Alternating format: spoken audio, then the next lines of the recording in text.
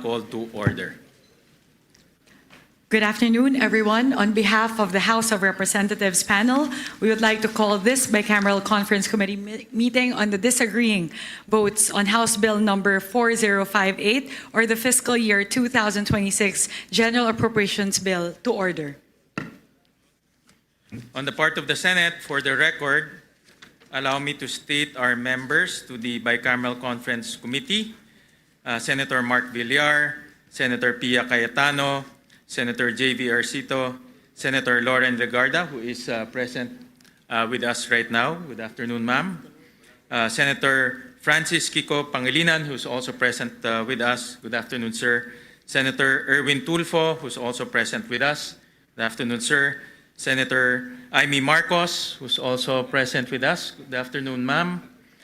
Senator Bombo, who's also present with us today. Other members of the Senate panel is Senator Camille Villar, Senator Bato de la Rosa, and yours truly. Thank you. On the part of the House of Representatives, let me state for the record our members to the bicameral conference committee. Representative Albert S. Garcia, Representative Christine Singson Mihan, Representative Jose C. Alvarez, Representative Maria Carmen C. S. Zamora, Representative Rufus B. Rodriguez, Representative Jordin Jesus M. Romualdo, Representative Brian Raymond S. Yamsuan, Representative Javier Miguel L. Benitez, Representative Marcelino C. Libanan, Representative Alan U. T., and yours truly, Representative Micaela B. Swansing. Good afternoon, Your Honors.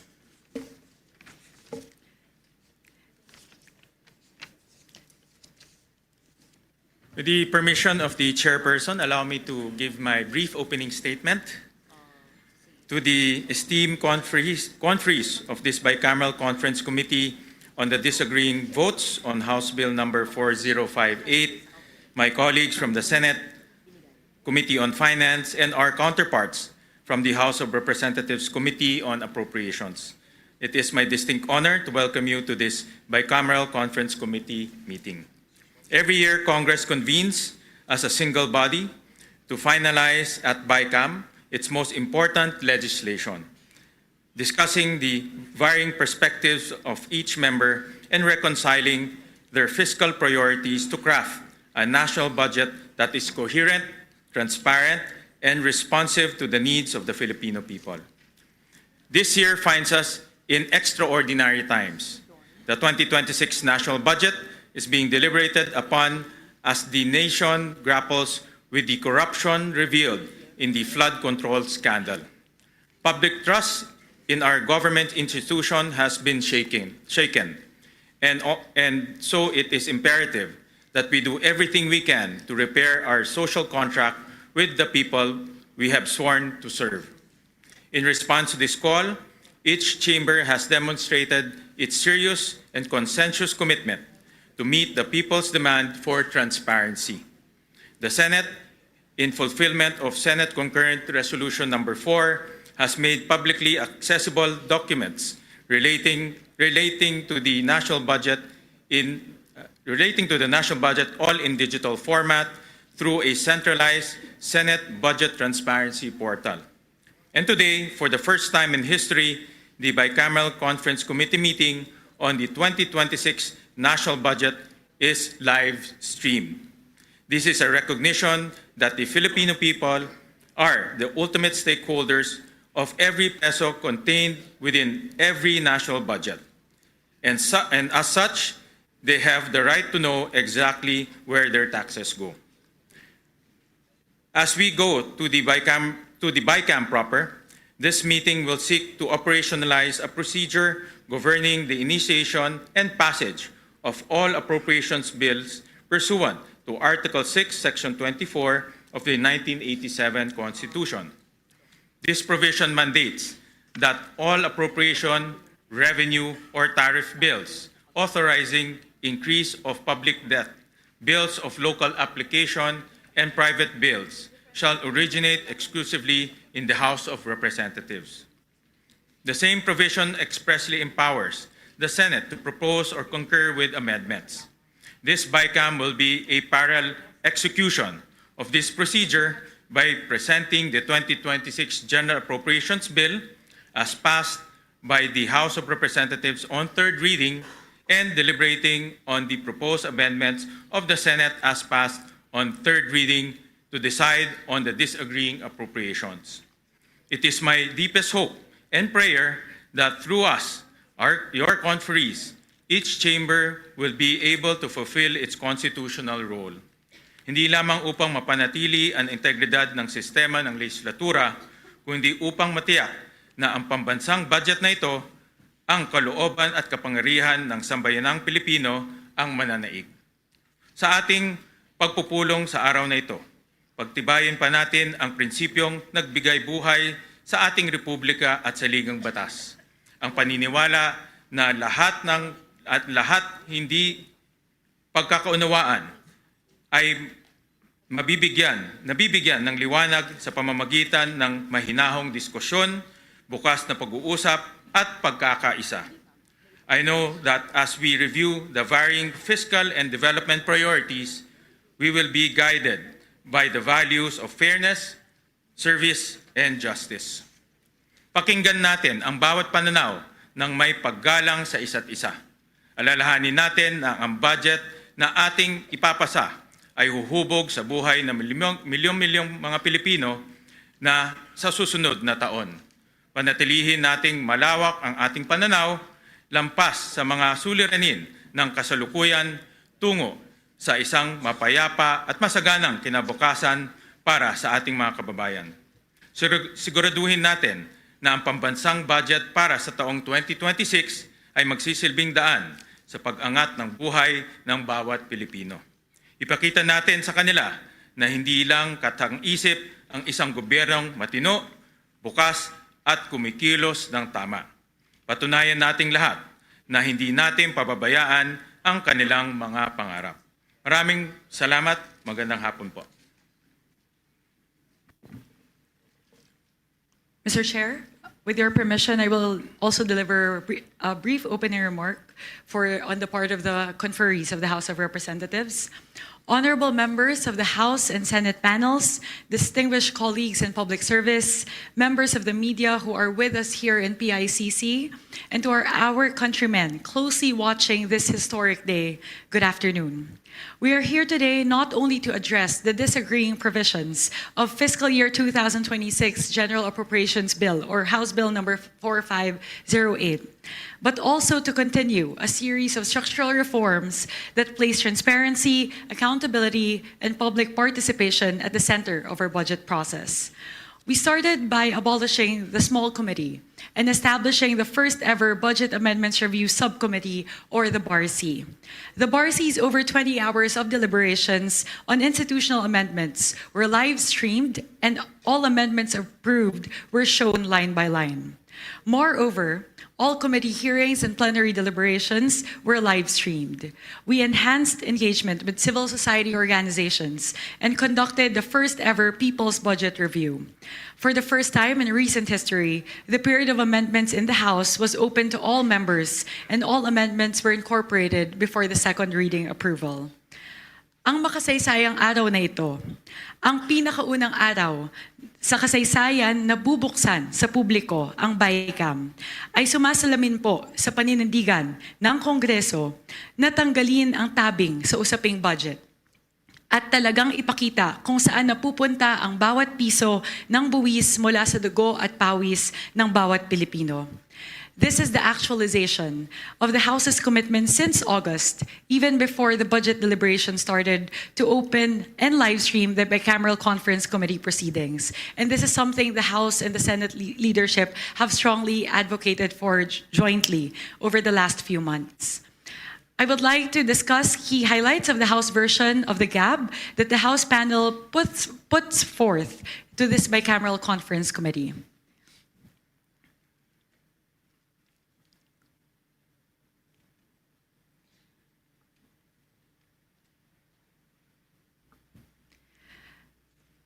The 255 billion pesos from the removal of flood control projects under DPWH were reallocated mainly to the three key sectors identified by President Ferdinand Marcos Jr.: education, health, and agriculture.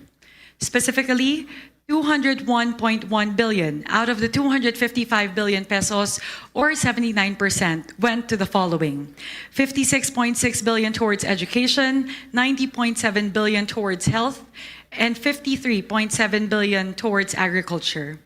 The budget for fiscal year 2026 will contain the highest budget education in history.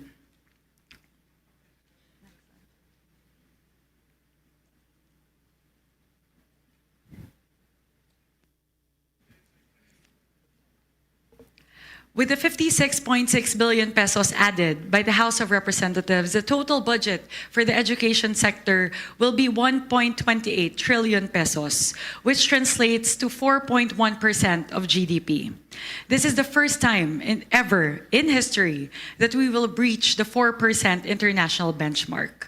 Of this, 56.64 billion pesos, with the 35.1 billion added by the House, the budget for the Basic Education Facilities Program will increase to 63.2 billion pesos. This amount translates to around 25,200 new and rehabilitated classrooms in 2026, or 63% of the 40,000 classrooms envisioned by the President to be built and rehabilitated by 2028.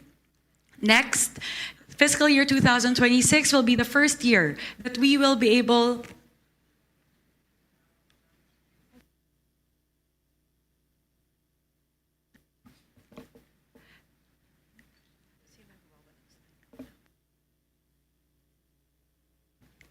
Next, this is the first ever year that we will be able to fully fund the implementation of 𝐷𝐷, since it was passed into law in 2017. With the 4.48 billion pesos added by the House and the House special provision enabling the use of the 7.82 billion pesos from the Higher Education Development Fund, we will be able to fully fund the 12.3 billion peso deficiency to 113 SUCs in fiscal year 2026. This is something that the SUCs have been clamoring for the past 6 years.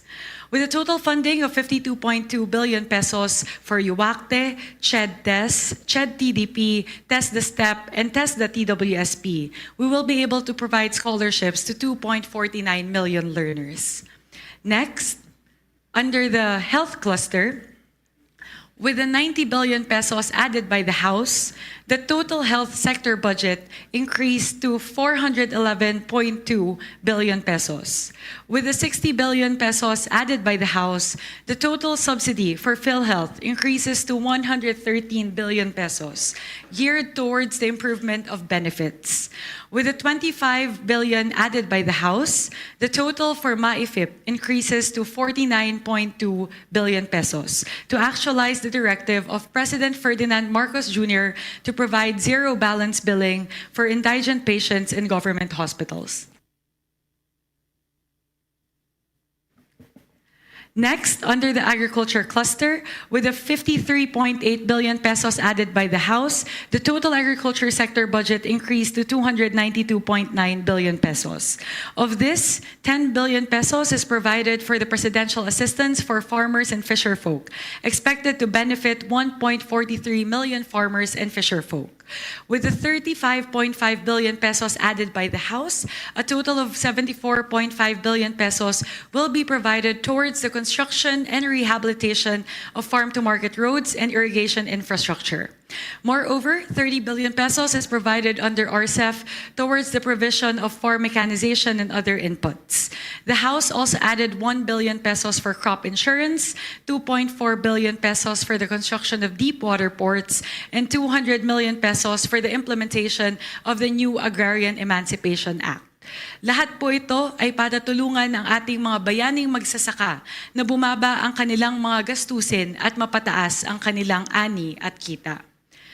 To our colleagues in the Senate, Our House panel looks forward to working with you in this bicameral conference committee in crafting a final version of the budget for fiscal year 2026 that truly is responsive to the needs of the Filipino people in our country.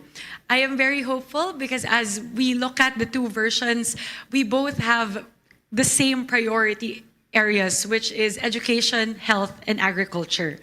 Sa atin pong mga kababayan, tinanggal na po ng inyong Kongreso ang tabing sa usaping budget. Ginawa po ng inyong Kongreso ang lahat para siguraduhin na ang budget ay transparent, malinis at may sapat na safeguards para siguraduhin hindi ito maaaring maabuso. Pinapangako po ng inyong Kongreso na ang budget para sa taong 2026 ay mararamdaman ng bawat Pilipino, na ito ay tunay na tumutugon sa pangangailangan ng ating mga kababayan at ng ating bansa, na ito ay isang budget na inyong mapagkakatiwalaan. Maraming salamat po para sa Diyos at Bayan. Maraming salamat, Chairperson Mika, at natutuwa ho ako at kami dahil yung tema ng budget ng Senado ay halos kalintulad na rin o tingin ko parehong-pareho na rin sa tema rin ng budget ng House of Representatives.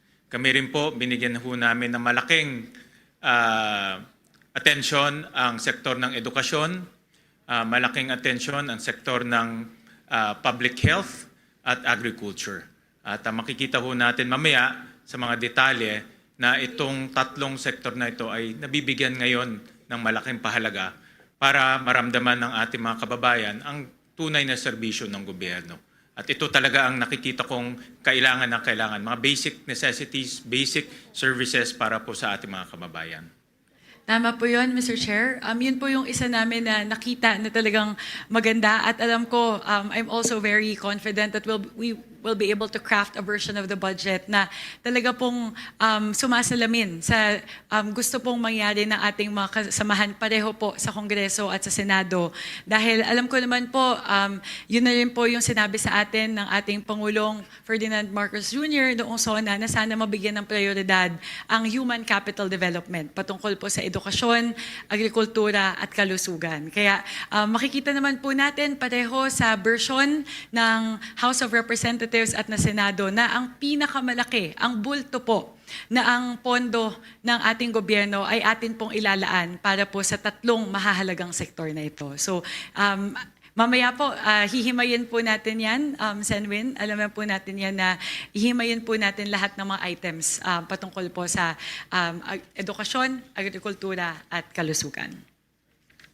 Salamat. In fact, I would like to ask kung meron pong gusto magbigay ng opening statement. We recognize Senator Kiko Pangilinan. Yes, maraming salamat, Mr. Chairman. Mr. Chairman, this is not so much an opening statement as a matter of putting on record that a statement was forwarded to us by the Roundtable for Inclusive Development, RFID, and the People's Budget Coalition, signed by Bishop of Caloocan, Pablo Virgilio Cardinal David, Ramon del Rosario of the Roundtable for Inclusive Development, Kenneth Abante, co-convener of People's Budget Coalition, and Bendanya Hyacinth Nacario Bendanya, coordinator of the People's Budget Coalition. May we request the chairman of the Senate panel to provide all members of the Bicameral Conference Committee a copy of their statement, and that hopefully we will be guided and perhaps an initial response, because I forwarded this statement to the chairman of the Senate panel the other day. Maybe an initial response before we go into the actual proceedings and the debates, Mr. President. Mr. Chair. Yeah, thank you, Senator Kiko Pangilinan. Yes, indeed, you forwarded to the committee a letter from the RFID group and the People's Budget Coalition. And in this letter, meron ho silang 7 items na recommendation ho sa Bicameral Conference Committee and both the Senate and the House of Representatives on how to improve transparency in the budget deliberation. And I made the checklist. Actually, I showed you the checklist. Out of the 7 recommendations, 4 have been fulfilled by the House of Representatives and also the Senate. For example po, all of the documents pertaining to the budget deliberations from the start, ibig sabihin ho, pag-submit pa lang sa Kongreso ng NEP, pag-approval ng GAB, at pati yung Senate version, lahat ho ito naka-upload na ho sa website. No? Dati ho hindi ginagawa yon, ngayon naka-upload ho sa website. So pwede na ho ng ating mga kababayan makita yan in real time. So 4 out of the 7 ay na-fulfill. The rest actually, yung tatlo ho ay hindi natin ma-fulfill dahil yung isa, ang recommendation nila nandito yung mga ahensya. No? Sa Bicameral Conference Committee, alam naman ho natin na it's both the House and the Senate ang composition ng BICAM, hindi po yung mga ahensya. But we're happy to work with them to further improve the process, like what Congresswoman Mika mentioned earlier, na first time to in history. So marami pa ho tayong pwedeng gawin para ma-improve yung transparency process ng budget deliberation. And we're very open and we welcome suggestions, especially from our constituents. Thank you, Mr. Chairman. I just wanted to stress that napakahalaga ng people's participation, citizens' participation in our government deliberations and discussions. And that's why I placed this on record, and that's why I would like all members of the Bicameral Conference Committee to be given copies. Mas maganda at mas maayos ang transparency pagka ang mamamayan mismo ay we engage with citizens groups and organizations in the deliberation of the 2026 budget. Maraming salamat, Mr. Chairman. Maraming salamat, Senator Kiko, for that intervention. Mr. Chair, if we may, on the part of the House, thank you for acknowledging, Chair Win, with regard to the transparency measures that we've already done in the House. It's the same checklist po, right? The 7 items that were mentioned here. So as we mentioned, like all the amendments, we will make sure that it's very transparent as to who will advocate for them.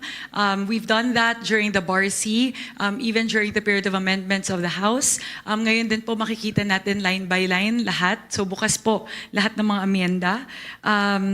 In terms of the live streaming, pareho naman po, ang Kongreso at ang Senado pareho po tayong nagpasa ng resolusyon patungkol po sa live streaming at yung pagpapublish po ng bicameral report and minutes and yung matrix po ng disagreeing provisions. So lahat po ito, tulad po ng binanggit po ni Sen Win, ito po ang pinakaunang pagkakataon sa kasaysayan ng ating bansa na binuksan po ang BICAM.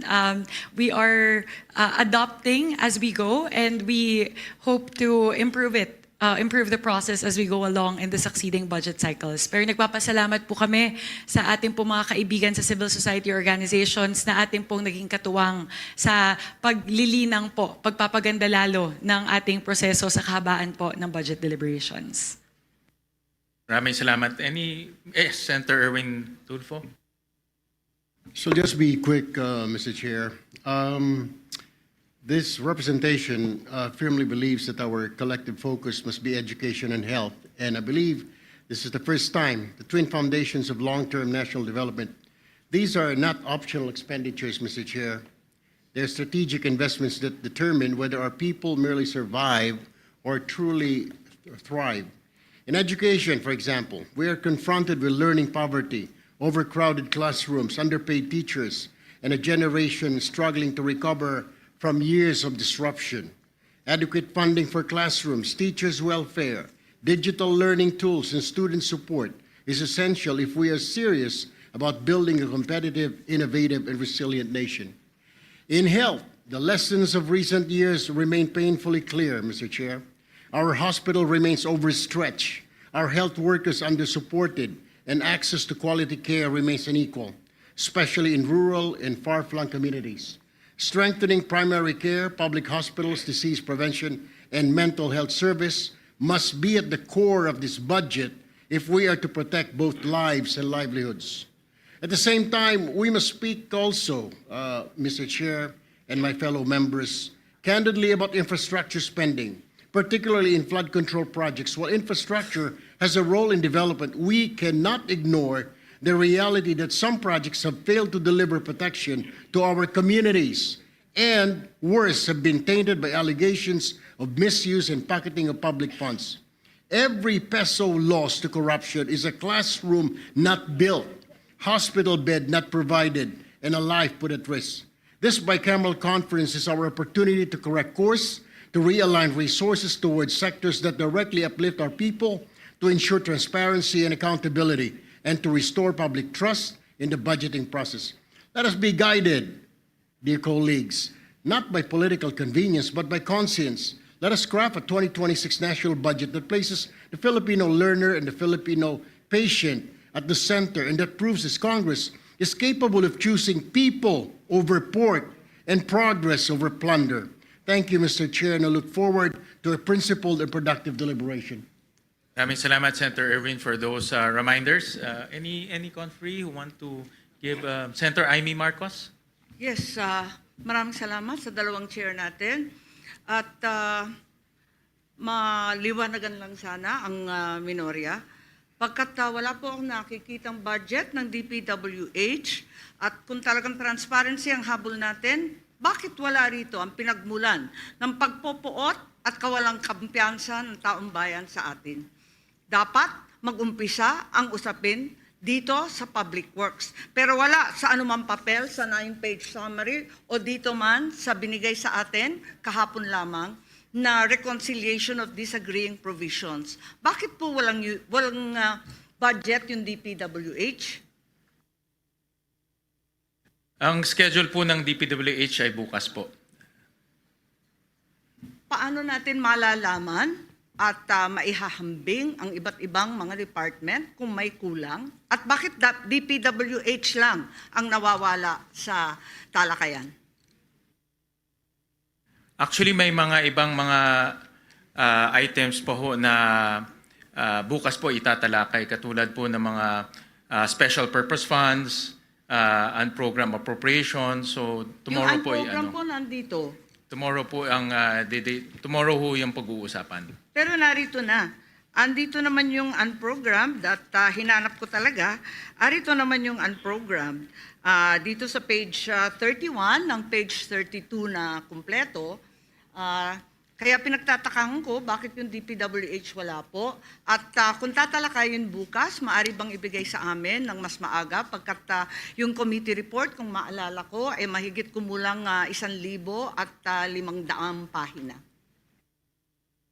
Noted po. We'll provide her honor the documents ahead of time. Kailan kaya matatapos yung DPWH budget? Kasi yun talaga ang inaasahan ng taong bayan. Assured po na ipro-provide po sa Her Honor at sa lahat po ng conferees, hindi lang po sa Senate but also sa House of Representatives po.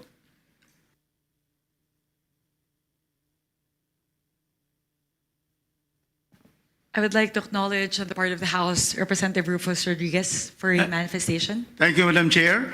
Chair Win Gatchalian of the Senate and all the distinguished senators who are here and my distinguished colleagues. Really, as stated by the chairman, Article 6, the Legislative Department, under Section 24, really gives the original exclusive jurisdiction on budgets, on appropriations to the House.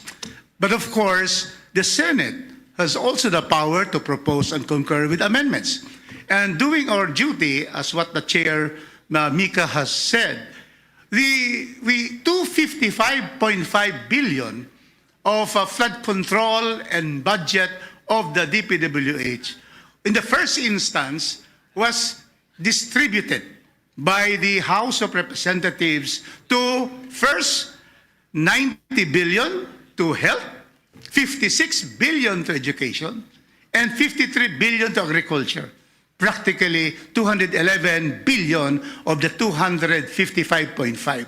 So that is to follow the presidential directive that we have to focus, as stated by former Congressman Senator Erwin here, Tulfo, that education, health, and also agriculture will be given priority. So therefore, we have taken the lead and we are very happy that the Senate has likewise studied the budget and has also made proposals to further enhance our support for education, health, and agriculture. Thank you very much, Madam Chair and Mr. Chairman. Mr. Chair, both chairs, please. Yes, with all due respect, and I am compelled to disagree without being disagreeable. It was mentioned that certain funds are not included in this submission, when in fact, both are in fact here. On page 31, as mentioned earlier, the unprogrammed funds are already listed quite adequately, and the special purpose fund that were supposedly not here are quite clearly denominated in page 29 as special purpose funds. So ang tanging kulang lamang ay yung mahiwagang DPWH. Yun lang po. Bukas po, hindi ho lahat ng mga items ho dito matatapos ho natin. Hopefully ho matapos, but from our estimate, baka hindi ho matapos. So bukas ho natin i-deliberate yung ibang mga agencies. Kasama po special purpose funds, kasama na rin po yung mga ibang mga ahensya. Yes, maraming salamat po. Sana bigyan kami ng konting panahon para mabasa ng maigi at mapag-aralan yung lalo na yung DPWH. Maraming salamat po. Alright, maraming salamat po. Any more conferees who want to make an opening statement? Meron pa hong mga... Maybe I should. I wasn't going to. I just wanted to greet all our colleagues in the House of Representatives, both the first termers and those that I've worked with for a very long time. And I was once in your house. We understand and appreciate and recognize the concerns of the district representatives. We are one with you in serving our people in the grassroots. At the same time, we are grateful to the House of Representatives for allocating correctly the more than 250 billion from DPWH flood control to projects which will benefit the people much better, stressing on the importance of education and health. I take note that the House allocated at least 60 billion for education. You will be happy to note that the Senate, through our very hard-working and education-focused chair, even increased it to more than 85 billion. And this would be, I believe, in the history of our country. Even when I chaired the Finance Committee for 2 administrations for 5 years with 3 chairs of the House of Representatives, never happened before. For that, we're really grateful to the chair. Aside from that, we are grateful to the House as well for indicating in the HGAB the 60 billion bayad utang which rightfully belongs to PhilHealth. We also take note that in the NEP, there's a 53 billion from the sin tax allocation for PhilHealth. However, let me please put it on record that the 53 billion is an incomplete NEP proposal. Kulang po ng 16 billion per the computation made by the Senate. I appeal to the BICAM to put what is rightfully belonging to health. Attorney Rufus Rodriguez, my lawyer from 20 plus years ago, would agree. Kung ano po ang batas ay dapat sundin. It is not a matter of unfunded law. That is for the universal health care to take care of. We are talking about the sin tax allocation, which for several years were not funded according to the allocation. Magbibigay ng konti, hindi ipupuno. There is something terribly wrong here. Let me just put on record, Mr. Chair, that there is a 236.91 billion funds missing, which should go to public health, and that's to PhilHealth. And this would include the multi-year earmarking of the sin tax, which were not funded, including the NEP of 53 billion. We also take note that the 2025 GAA did not have the sin tax allocation, which miraculously disappeared in the GAA. We, both houses of Congress, owe that to the Filipino people. Having said that, I will discuss this further when the Health Department is brought on the floor. But let me state our appreciation for restoring in the HGAB the bayad utang when the DOF took out the PhilHealth 60 billion and returned it. Let me just state also later when we discuss the PhilHealth and the health budget that it was returned in the HGAB, and Congress was the one that enumerated the possible utilization of the funds. Let the legal luminaries and let my lawyer, Attorney Rufus Rodriguez, think about it, whether this is really in compliance with the Supreme Court decision, because the Supreme Court says, in my understanding, that it should be returned to the Treasury. It was taken from the excess funds of PhilHealth. It was not taken with enumeration of the utilization of the funds. I put that on the table. I will leave it to the body to decide. Thank you, Mr. Chair. Mr. Chair? Madam Chair? I would like to recognize our Senior Vice Chairperson, also the sponsor of the Department of Health, Representative Albert Garcia. Maraming salamat, Madam Chair, Mr. Chair, Senator Win, sa ating mga fellow conferees from the House and the Senate. Magandang hapon po sa ating lahat.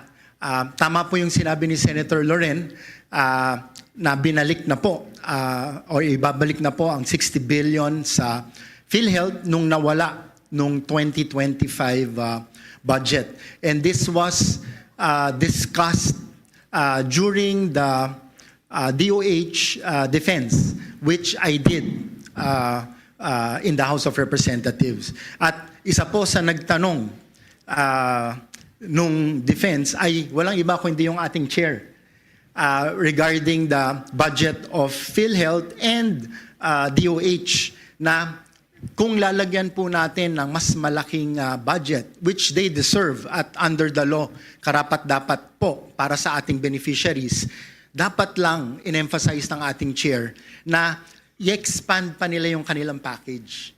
Kasi right now, alam po natin what's happening on the ground na very limited po or a small percentage of the hospital bill or yung coverage ng PhilHealth ang na-charge sa kanila.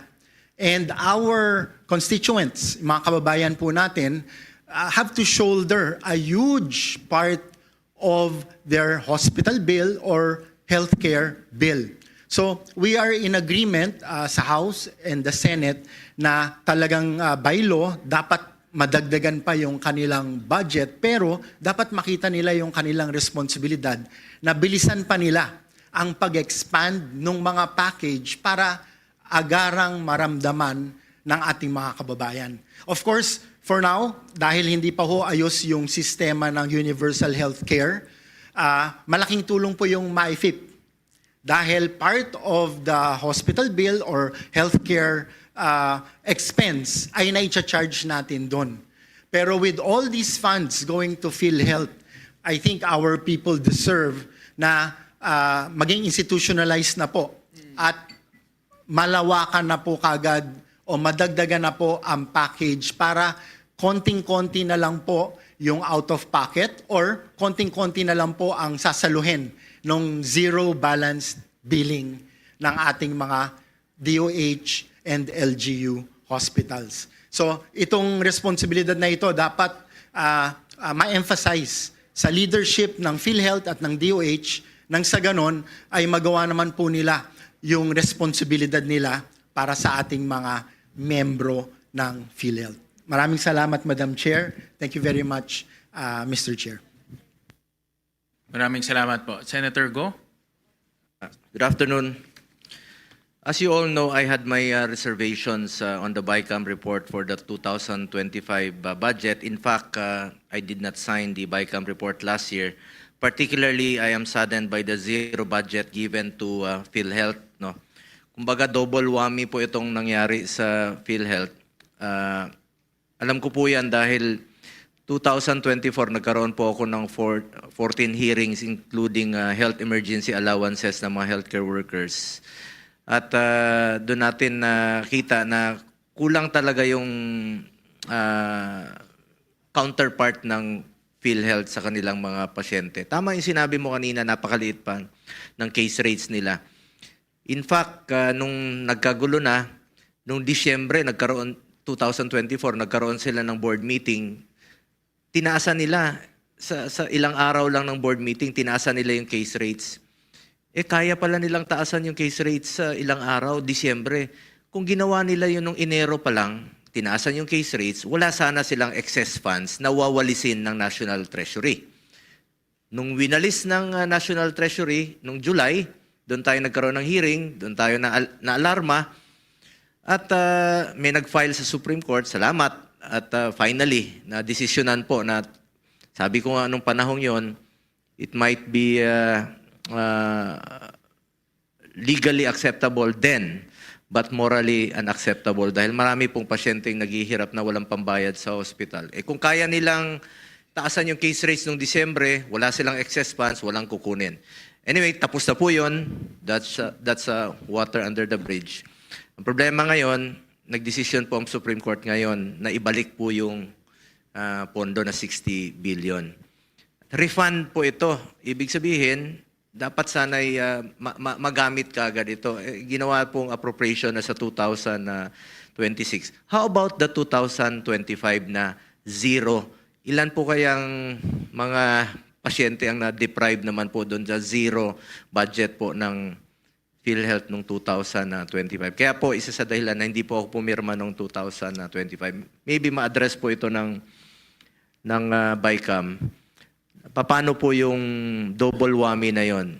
60 billion, ibabalik sa 2026. How about na zero noong 2025?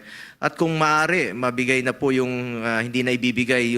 Dahil nasa syntax law po itong earmarking, about 200 billion pa po mahigit ang hindi nabibigay since 2023. Ilang pasyente po ang matutulungan nito, ilang buhay po ang masasalbar sa pondong ito na alam naman natin nung 2024 nung kinuha po yun yung 60 billion medyo nahalo-halo na kung saan ginamit. May nagsabi na ginamit po sa health emergency allowances, but the truth is it was pinold po siya, tas ginamit po sa iba't ibang...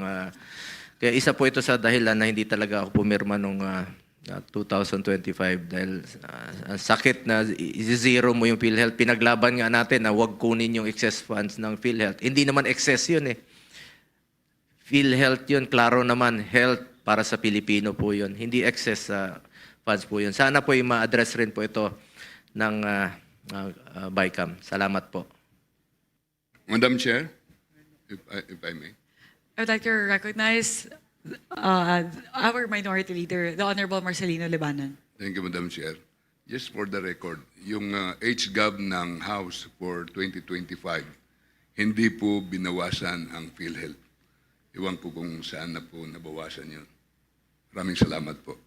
Yun nga po yung sinasabi. Mabuti na lang po, no? I commend the both houses na nagkaroon tayo ng transparency ngayon na bukas yung BICAM.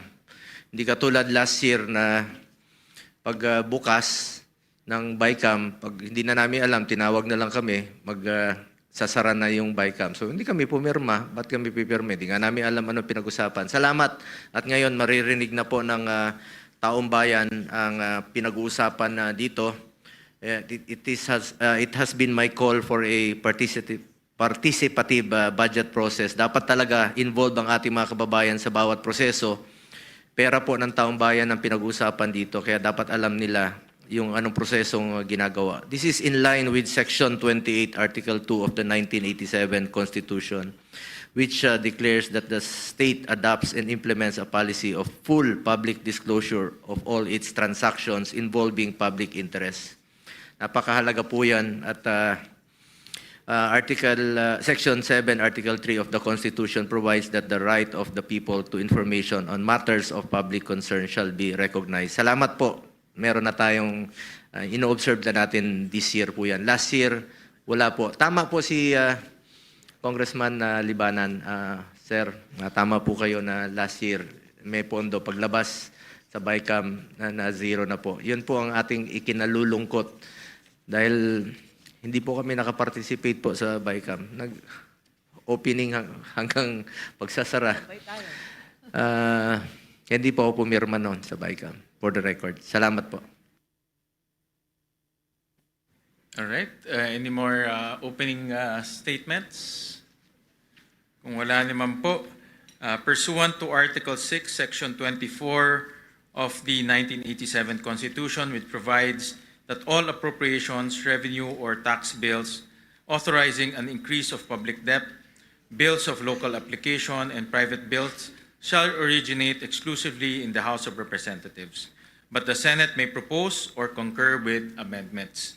The House Bill number 4058, as approved by the House of Representatives, will be used and flashed on the screen as the base bill. Consistent with our observed practice and in accordance with this constitutional provision, the Senate made its amendments directly to the House bill. The House of Representatives has been provided with the amendments to House Bill number 4058 as approved by the Senate on third reading. Electronic copies were transmitted on December 9, 2025, and hard copies were delivered on December 11, 2025. To maintain an orderly discussion, we will tackle the budget on a department/agency basis. We request that interventions be made at the appropriate time as each agency is called. And if may I suggest to Congresswoman Mica, I heard in her opening statement that the House had made significant improvements to the National Expenditure Program. It's good to highlight those improvements so that our constituents can see the efforts and the interventions that the House of Representatives made to the different departments in order to make the budget more efficient and also improve the delivery of services.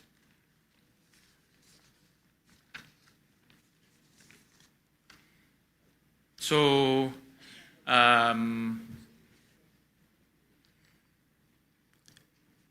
we will flash on the screen the General Appropriations Bill.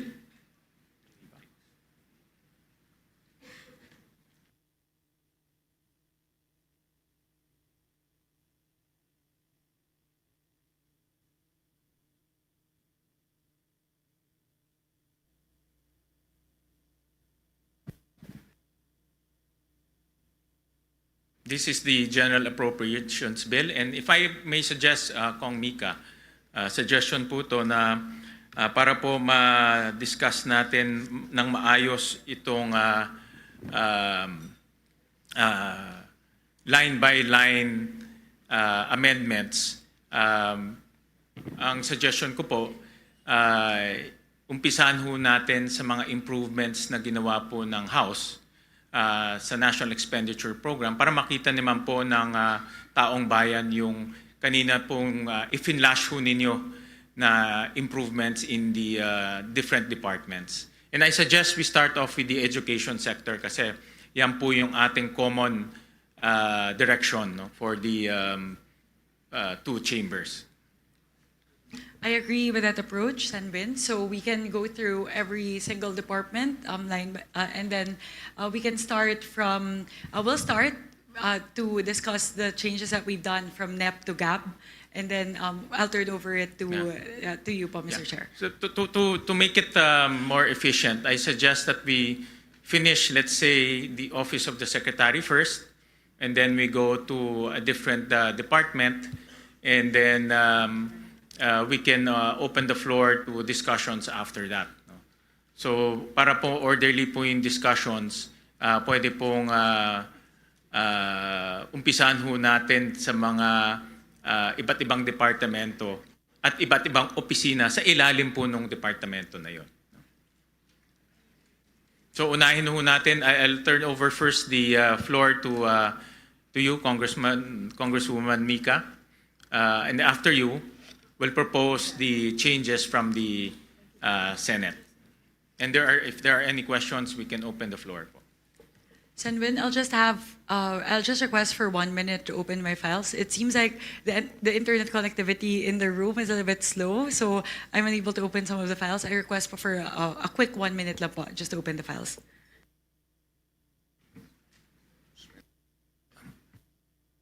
One minute suspension.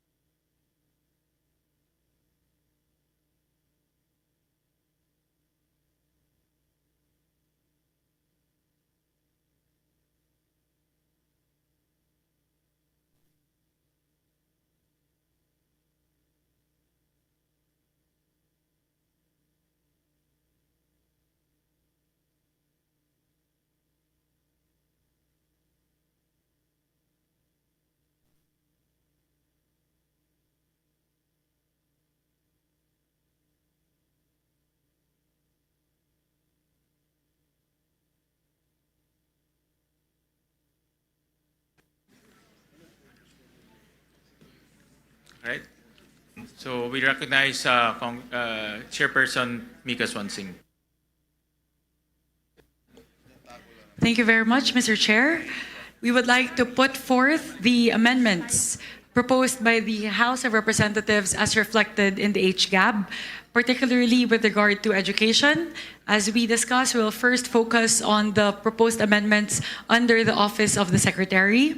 In total, under the budget of DepEd, we are increasing the budget of the Department of Education from the current 874.5 billion pesos in the National Expenditure Program to 914.1 billion pesos. That is a total increase of 39.6 billion pesos to the Department of Education. What are the components of the increase? The first would be the under administration of personal benefits for overtime pay for teachers, honoraria for teaching overload, relocation allowance, terminal leave benefits. We increased it from the current 5.5 billion pesos in the NEP by 579.5 million pesos to a total of 6.11 billion pesos in the NEP, in the 𝐻𝐈𝐿. Next, for learner support programs, the next item actually would be the Basic Education Facilities Program. That would pertain to the increase in the classrooms that would be built.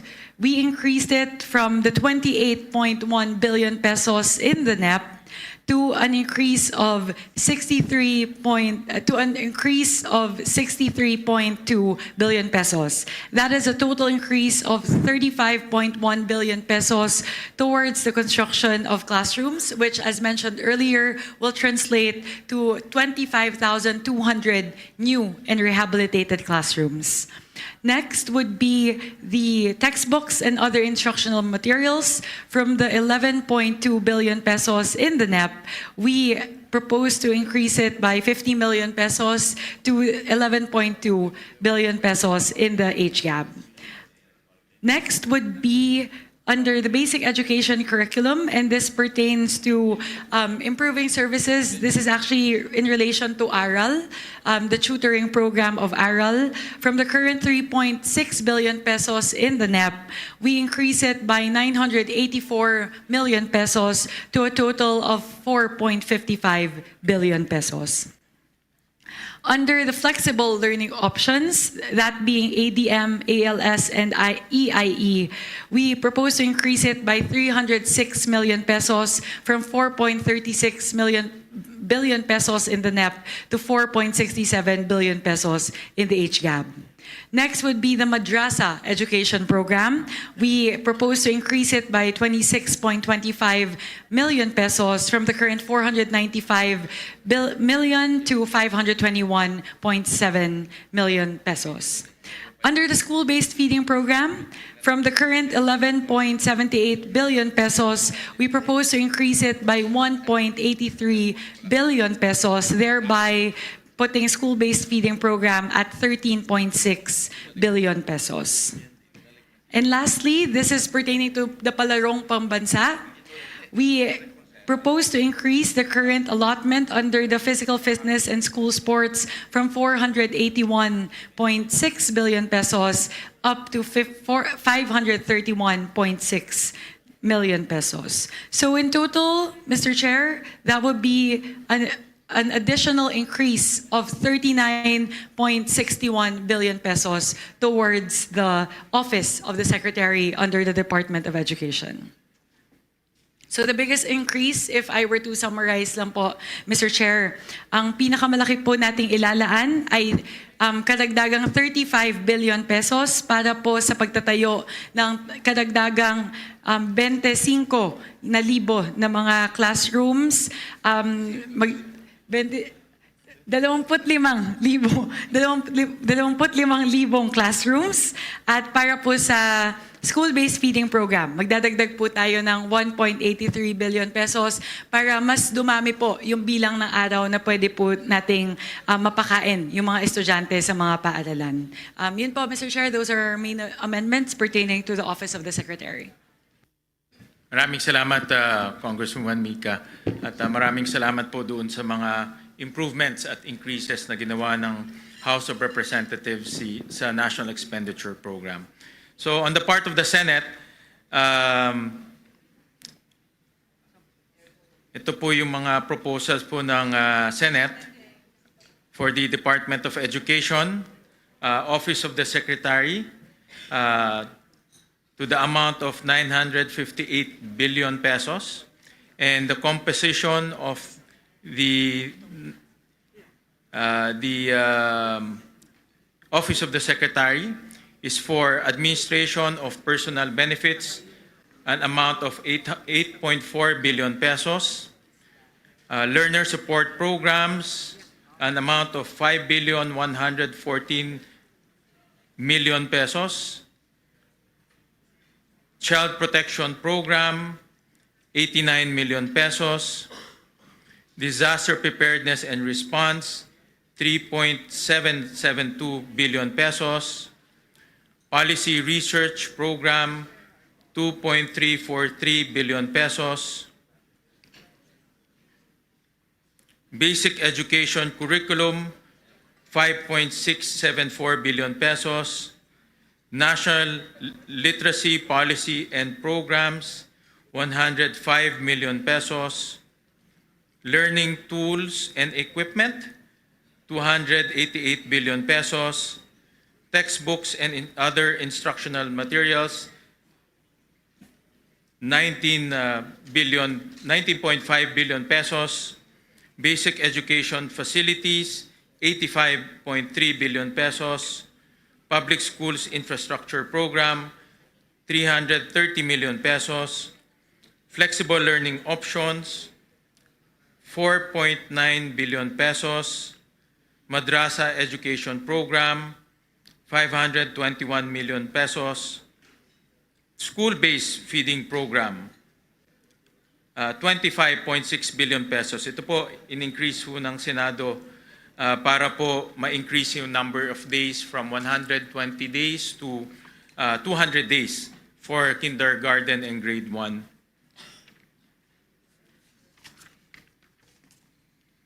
For government assistance and subsidies, 100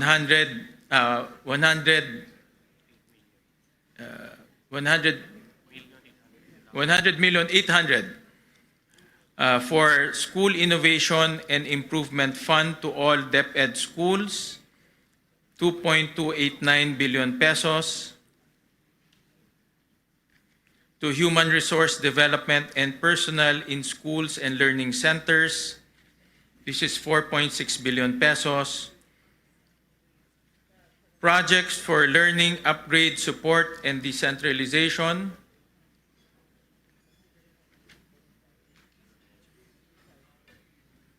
this is foreign assisted.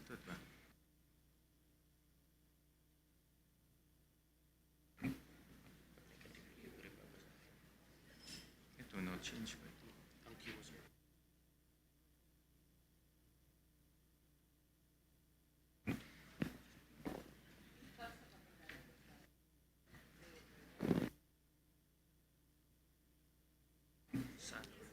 For project and learning upgrade support and project for learning upgrade support and decentralization, there's no change.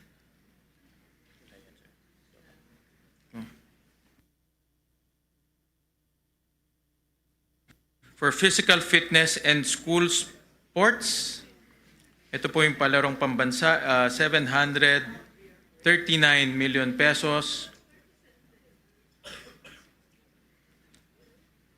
For operations of schools for elementary, kindergarten to grade 6, 358 million pesos. For operations of schools, junior high school, grades 7 to 10, 197 million pesos. Billion pesos.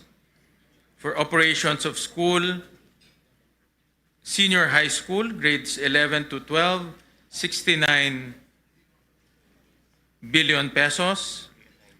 And then we realigned the last mile schools to the basic education facilities. So those are the proposals of the Senate. Thank you very Any much, comments? Mr. Chair. Yeah. We'd like to open the floor for comments from the body. Both proposals have been put forth. Maybe a request for any comments from the conferees. Mr. Chair, Madam Chair. Go ahead, I Senator. was just Erwin. wondering, saan po dito nakasama? Kasi sa mga classrooms po natin, yung mga electric fan, mukhang wala po dito. Saan po ba dito sa item na ito? Mga upuan, ng mga sira-sira? Because nung last election, Mr. Chair, dito lang sa Quezon City, 50 yung estudyante, ang electric fan na dalawa lang, sara pa yung 4. Napakainit. So mga estudyante hindi nakakapag-focus. Will that fall under basic education facilities, Mr. Chair? Tama po. Nasa loob po siya ng basic education facilities. I thought this is only for mga new classrooms. Kasama na rin po dyan yung mga accessories for classrooms. So, such as electric fans and then yung mga exhaust fans, Exhaust fans, desks, chairs. desk, ilaw, kasama na rin po dyan. Thank you, Mr. Chair. Opo. Nasa special provision ho siya ng BEF, Mr. President. Any comments? Any questions? Any motion? Hindi ba? Yes. By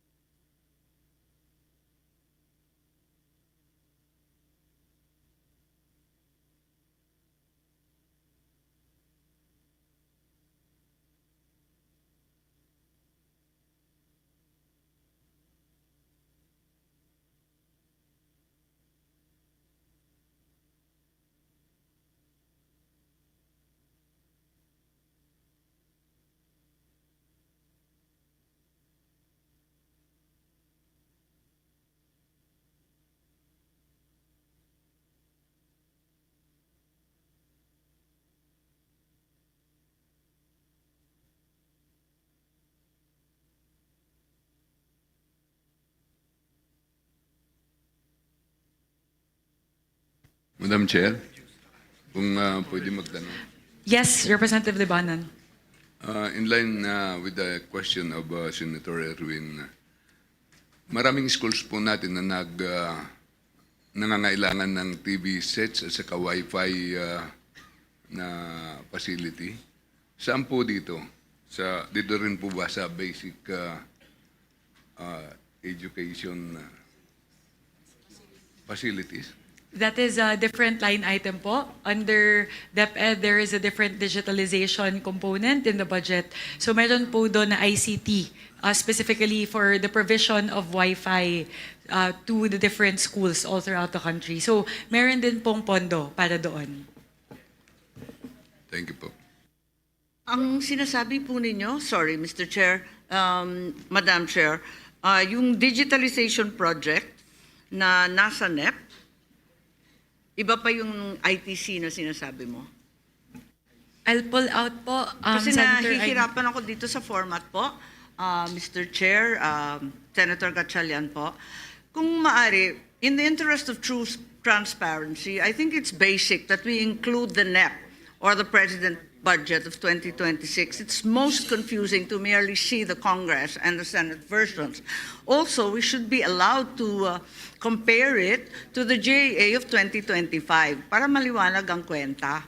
Kasi hindi maliwanag po ang kwenta rito. Ang pagkaalam ko, hindi nakasulat dito, pero dun sa NEC, 16.48 billion, tama po ba yung digitalization na tinatanong ni Congressman Libanan, ni Nonoy? Particularly po, doon sa internet subscription services, 5.8, tama po yun, at a total of 16 billion pesos. Info and communications technology or laptops amounting Yes. to 8.9. At yan ay hindi dinagdagan o binawasan ng Kongreso at ng Senado. As is lang, maintain lang yung NEP. Tama po ba? Tama po yun. Okay. Kung maaari lang sa ating mga chair, hinihingi ko lang na sana ilagay yung GAA 2025 na maintindihan natin yung NEP 2026 dahil konting paggalang sa sinumite ng ating Pangulo. At eto nga, yung basic education facilities, medyo ito ang mabigat ang galawan, ano? Kasi nakita natin dito sa GAA 2025, 28.1 billion noong 2025. Tapos, nung NEP, 28.056 ang linagay ng Pangulo at ng DBM, pagkat alam din natin na 22 lang ang classroom na ipatayo. At ang disbursement rate nila ay bagsak na bagsak sa 23%.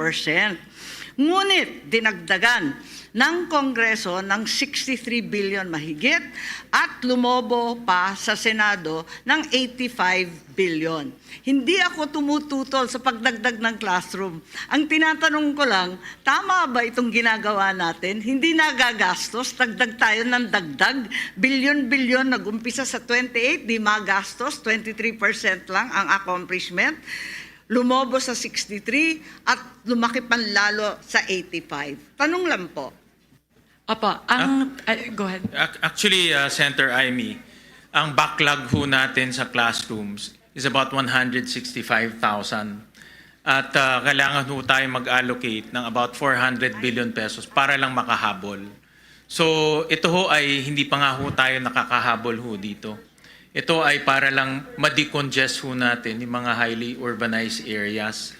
Ang magiging method at mekanismo ng Department of Education ay papasok ho sila sa number 1, PPP, number 2, counterparting with the LGUs, number 3, counterparting with the CSOs, number 4, counterparting with NGOs. So, ang kanilang strategy is sabay-sabay gagawa ngayon ng classrooms.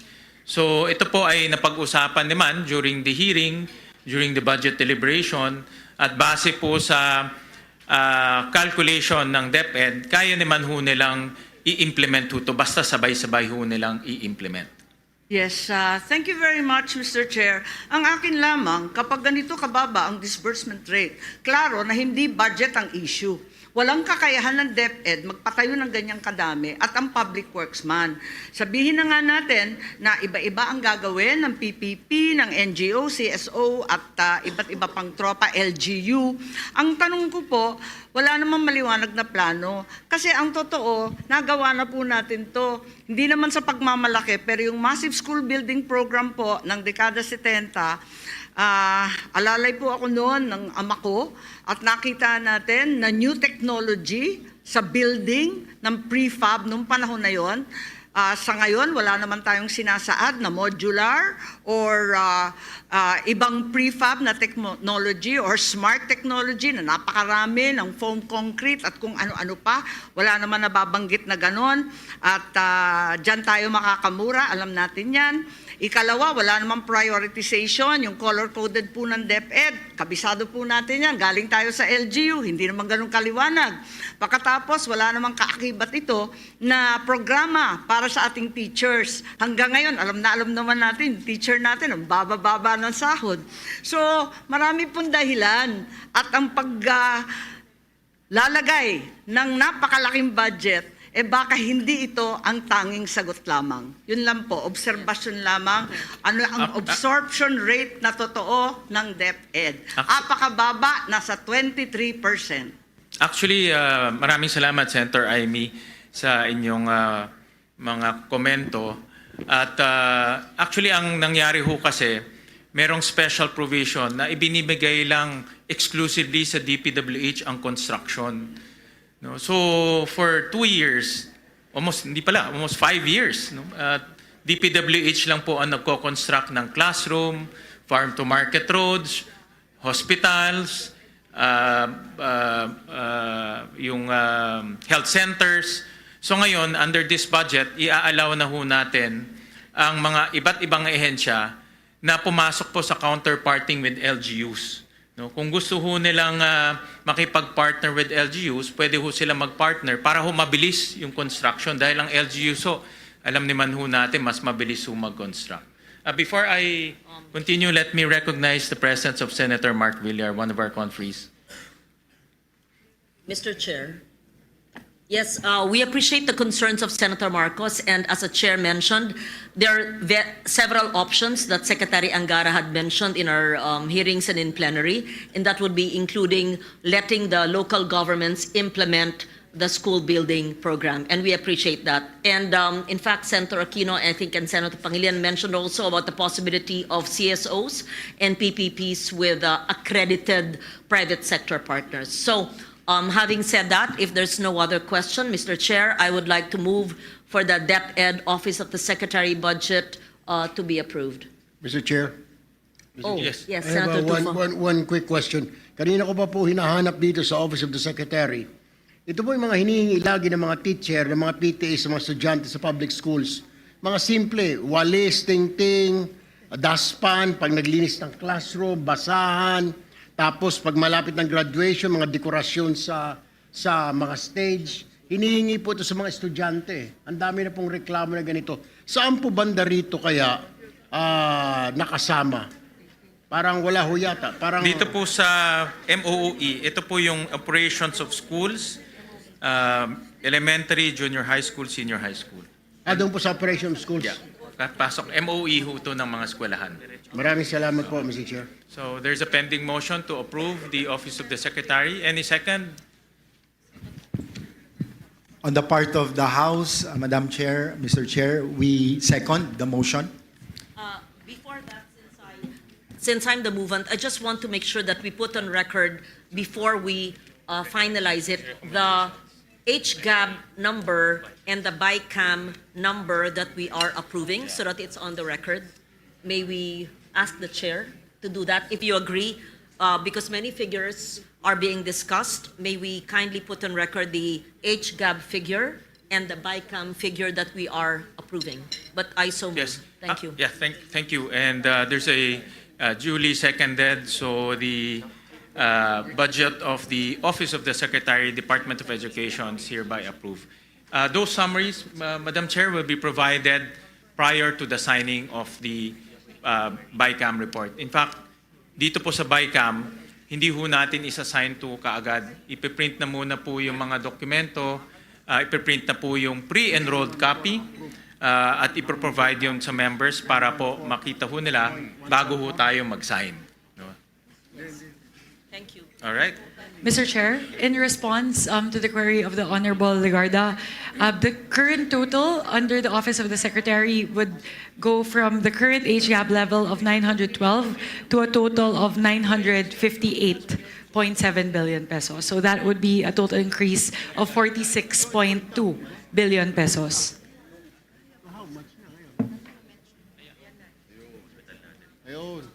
I ask for 1 minute suspension, please. 1 minute suspension.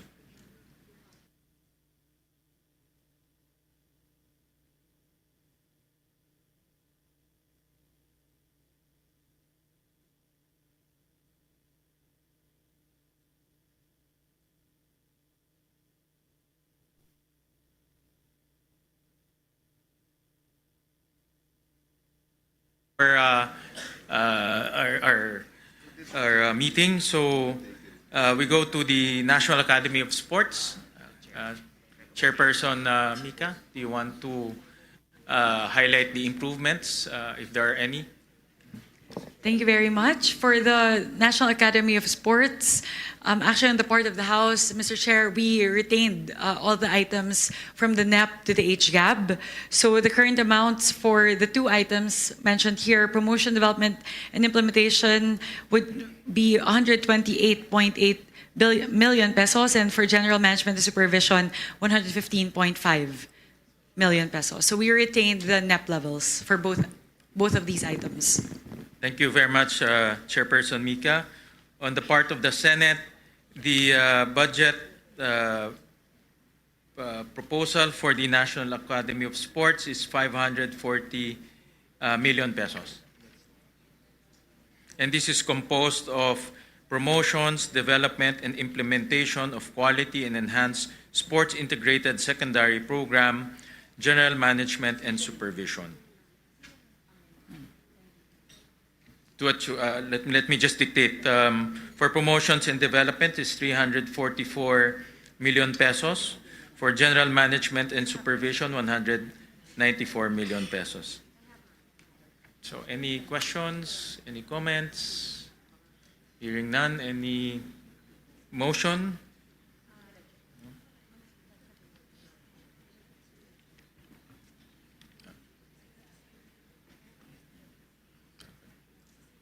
Yeah.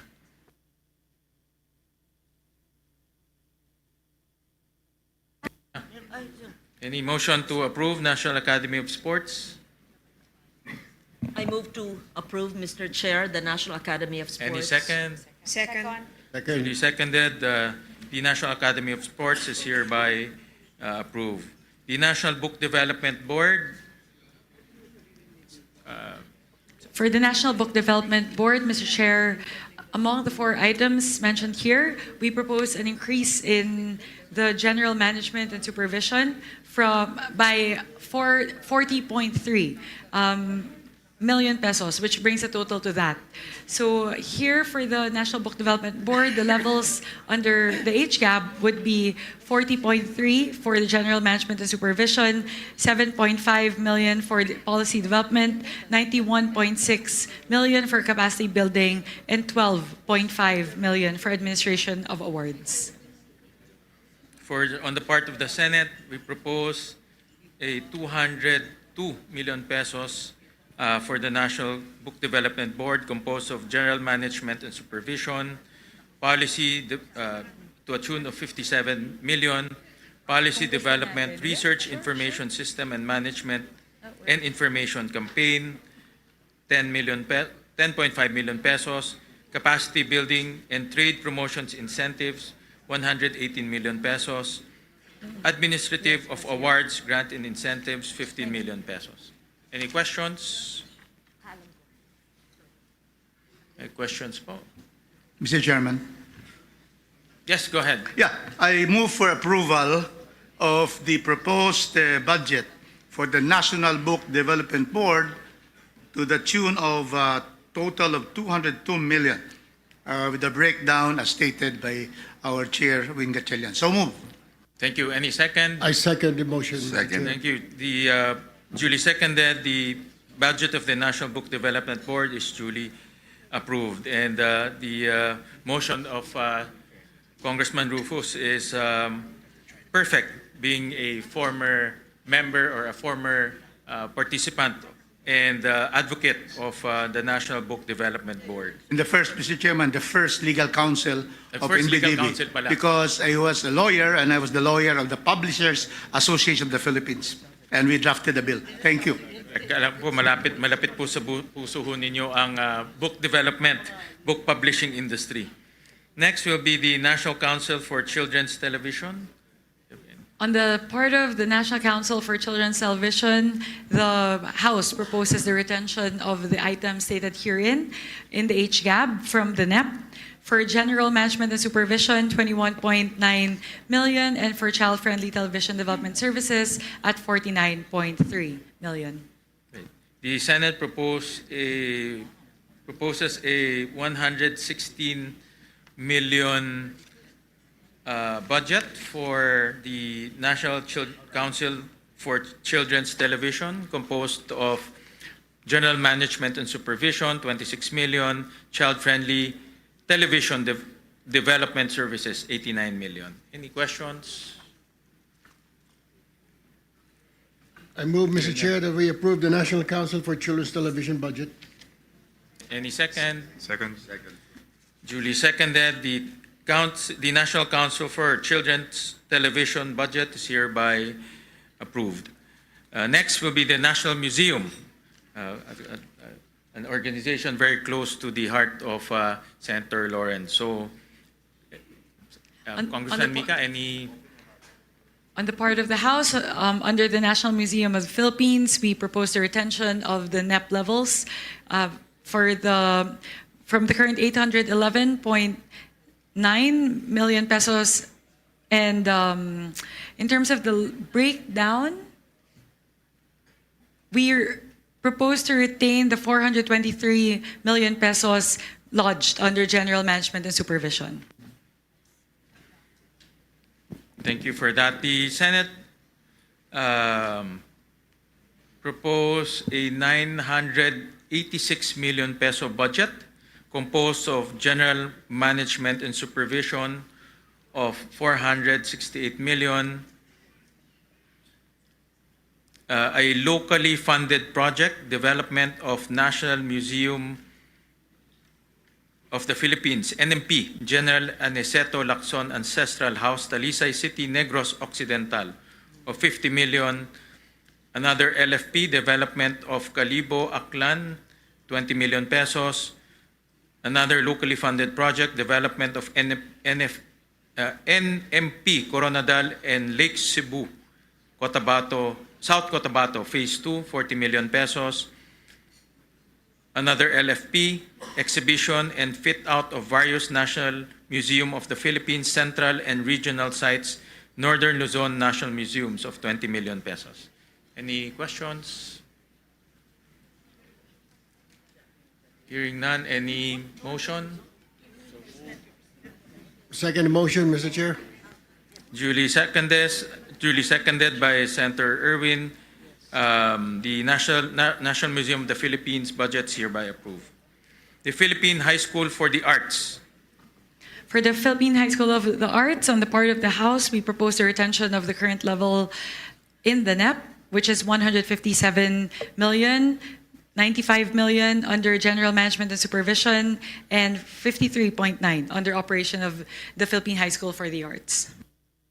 The Senate proposed a 218 million peso budget for the Philippine High School for the Arts. General Management and Supervision, 150 million. Operation of Philippine High School for the Arts, including outreach, screening, student exchange program with other countries, and production activities, 59 million pesos. Any questions? Or a motion to? Mr. Chairman? Yes. Mr. Chairman, I move to approve the 218 million appropriation for the Philippine High School for the Arts. Any second? Second motion, Mr. Chair. Duly seconded. The budget for the Philippine High School for the Arts, duly approved. The Teacher Education Council. On the part of the House, under Teacher Education Council, we propose the retention of the current NEP level at 207 million, 163 million under Quality Teacher Education Services, and 44.4 million under General Management and Supervision. The Senate proposed a 562 million peso budget composed of Quality Teacher Education Services, 516 million pesos. General Management and Supervision, 46 million pesos. Any questions or motion? Mr. Chair, quick question lang po. Itong Quality Teachers Education Service, ito po ba ay kasama dun sa training ng mga teachers natin, further education, yung mga masteral nila? Because ang dami tayong mga teachers last year na naloko po dito sa Region 4B at saka sa Mindanao, nagkuha ng masteral pero fake pala yung eskwelahan. And they have to make loans, Mr. Chair. So kung ito ay, this will fall under this category, then magagamit ng mga teachers natin for advancement and for promotion, Mr. Chair. Tama ho kayo, ito po ay para po sa mga pre-service and in-service teacher training. First time po na magkakaroon ng ganitong budget ang TEC para po tuloy-tuloy po yung pag-training po ng ating mga teachers. So meron, kukuha ho sila ng 720 teacher scholars with this budget po. Thank you, Mr. Chair. All right, any motion? Therefore move, Mr. Chair, that we approve the Teachers Education Council budget. Any second? Second. Duly seconded, the budget of the Teacher Education Council is hereby approved. So we go to state universities and colleges.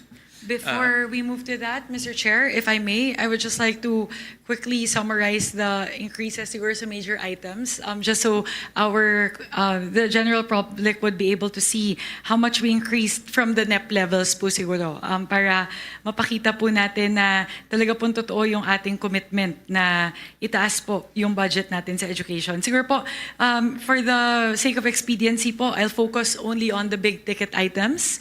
So under the Department of Education, the total increase would be 86.8 billion pesos from the NEP level, from 874.5 billion pesos in the NEP to a final number of 961.3 million. Siguro po yung pinakamalaki na lang po siguro na increases under the Basic Education Facilities Program, that would be a total increase of 57.3 billion pesos. So halos siguro po mahina na po na 35,000 classrooms po yung ating maipapagawa para po sa taong 2026. Maganda po yun kung maaalala po natin, ang binanggit po ng ating Pangulo nung kanyang SONA ay 40,000 pesos po yung target na maipatayo na classrooms by 2026. So dahil po sa atin pong inilaan na pondo para sa Basic Education Facilities Program para sa 2026. Halos kaya na po natin yung punan. Konti na lang po. Matatamaan na po natin yung target natin na supposedly sa 2028 pa. Sunod po, under the textbooks and other instructional materials, we are increasing it by 8.3 billion pesos from the NEP level of 11.1 to the final number of 19.5. So malaki po yung papel na gagampanan nito para po mapunan na yung kakulangan po sa mga libro at mga kagamitan sa ating po mga paaralan.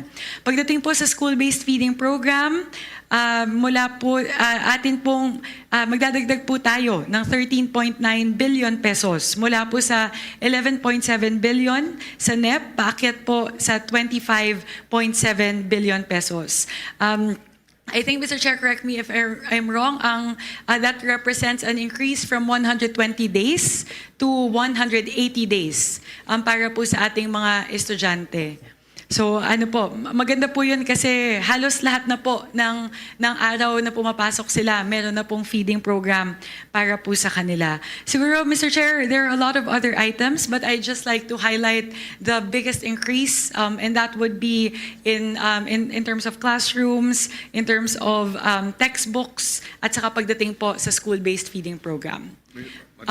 Mahalaga din po na ating po ipaalam sa ating mga kababayan na kahit ano pong programa sa Department of Education, hindi po tayo bumaba mula po sa NEP. Lahat po ng mga programa, itinaas po natin mula po sa level ng NEP. Kaya yun po, Mr. Chair, I just wanted to manifest that para po maipakita po natin na talagang totoo po yung sinasabi ng parehong Kongreso at ng Senado na talaga pong binibigyan po natin ng napakalaking prioridad ang edukasyon para sa budget sa 2026. Thank you, Mr. Chair. Yes, Mr. Chairperson, just to add, kaya natin dinagdagan from 120 days, actually to 200 days, dahil yun ang concern, 200. 200, no? 200, di ba? 200, oh. Dahil ang concern ng ating mga teachers ay bumabalik sa malnutrition at wasting pag hindi kumpleto yung number of days na yung feeding program. Therefore, nasasayang lang yung ginagastos dahil hindi matapos yung 120 days, bumabalik yung wasting. That's why it's 200. And therefore, hopefully, from here, moving forward, sana sa susunod ng mga budget, maging universal na, hindi lamang doon sa mga malnourished, severely malnourished at wasting ng mga bata, kung hindi maging universal na itong free meals program para sa ating primary and up to junior high. But of course, that's a aspiration moving forward. But this is a welcome first step. Madam Chair, Yes, Representative Brian Ramsuan. I just would like to manifest na during the BARC hearing natin dun sa House, you suggested the increase of budget, especially dun sa mga kitchen facilities ng mga schools para dun sa feeding program. Mas maganda ho kasi na pag sila na yung nagluluto ng mga para una, hindi nasisira, hindi dinadala ng, kumbaga yung travel time pa lahat ho, minsan nagkakaroon ng kumbaga nasisira yung pagkain. At siguraduhin natin, ito kasi yung mga low-hanging fruit na kailangan nating isipin na gawin nating mga ganitong pasilidad sa kanilang lugar kasi minsan wala silang area na paglulutuan talaga. At napakahalaga dahil willing naman po yung SPTA, very active dyan, yung mga parents, teachers, willing silang gumawa ng mga ganitong klaseng programa para sa atin. If we can encourage all the SPTAs all over the country to do the same and with an increased budget, I think gaya na sinabi niyo, Senator Kiko, one step closer tayo dun sa dream na ma-achieve natin itong mga ganitong klaseng programa. Mr. Chairman, just to add very quickly, in the deliberations in the Senate with Secretary Sani Angara, he has also reassured us or assured us that he will cascade to the regions yung purchases ng feeding programs na ito. And we manifested during the debates that yung Sagip-Saka Act, which is Republic Act 11321, wherein government can now buy directly sa farmers and fisherfolk organization na wala ng public bidding. So yung feeding program na madadagdagan ng 13 billion, no? Dapat,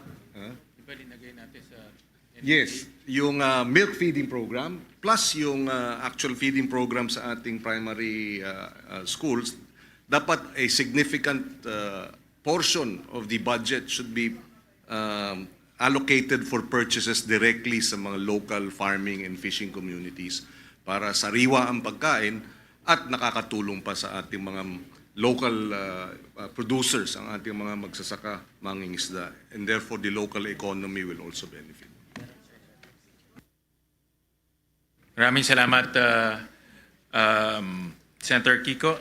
So we go to SUCs and state universities and colleges. We start with the University of the Philippines, the University of the Philippines System. Mr. Chair, I just wanted to ask about this because there are 113 SUCs. If we go through each one line by line, that would be at least 1,000, like 500 line items that we have to go through. So my recommendation po, Mr. Chair, if I may, since there are substantial changes in the UP system, we can take that up separately. But as to the rest of the SUCs, perhaps we can tackle it by region. Kasi po medyo 113 SUCs po ito.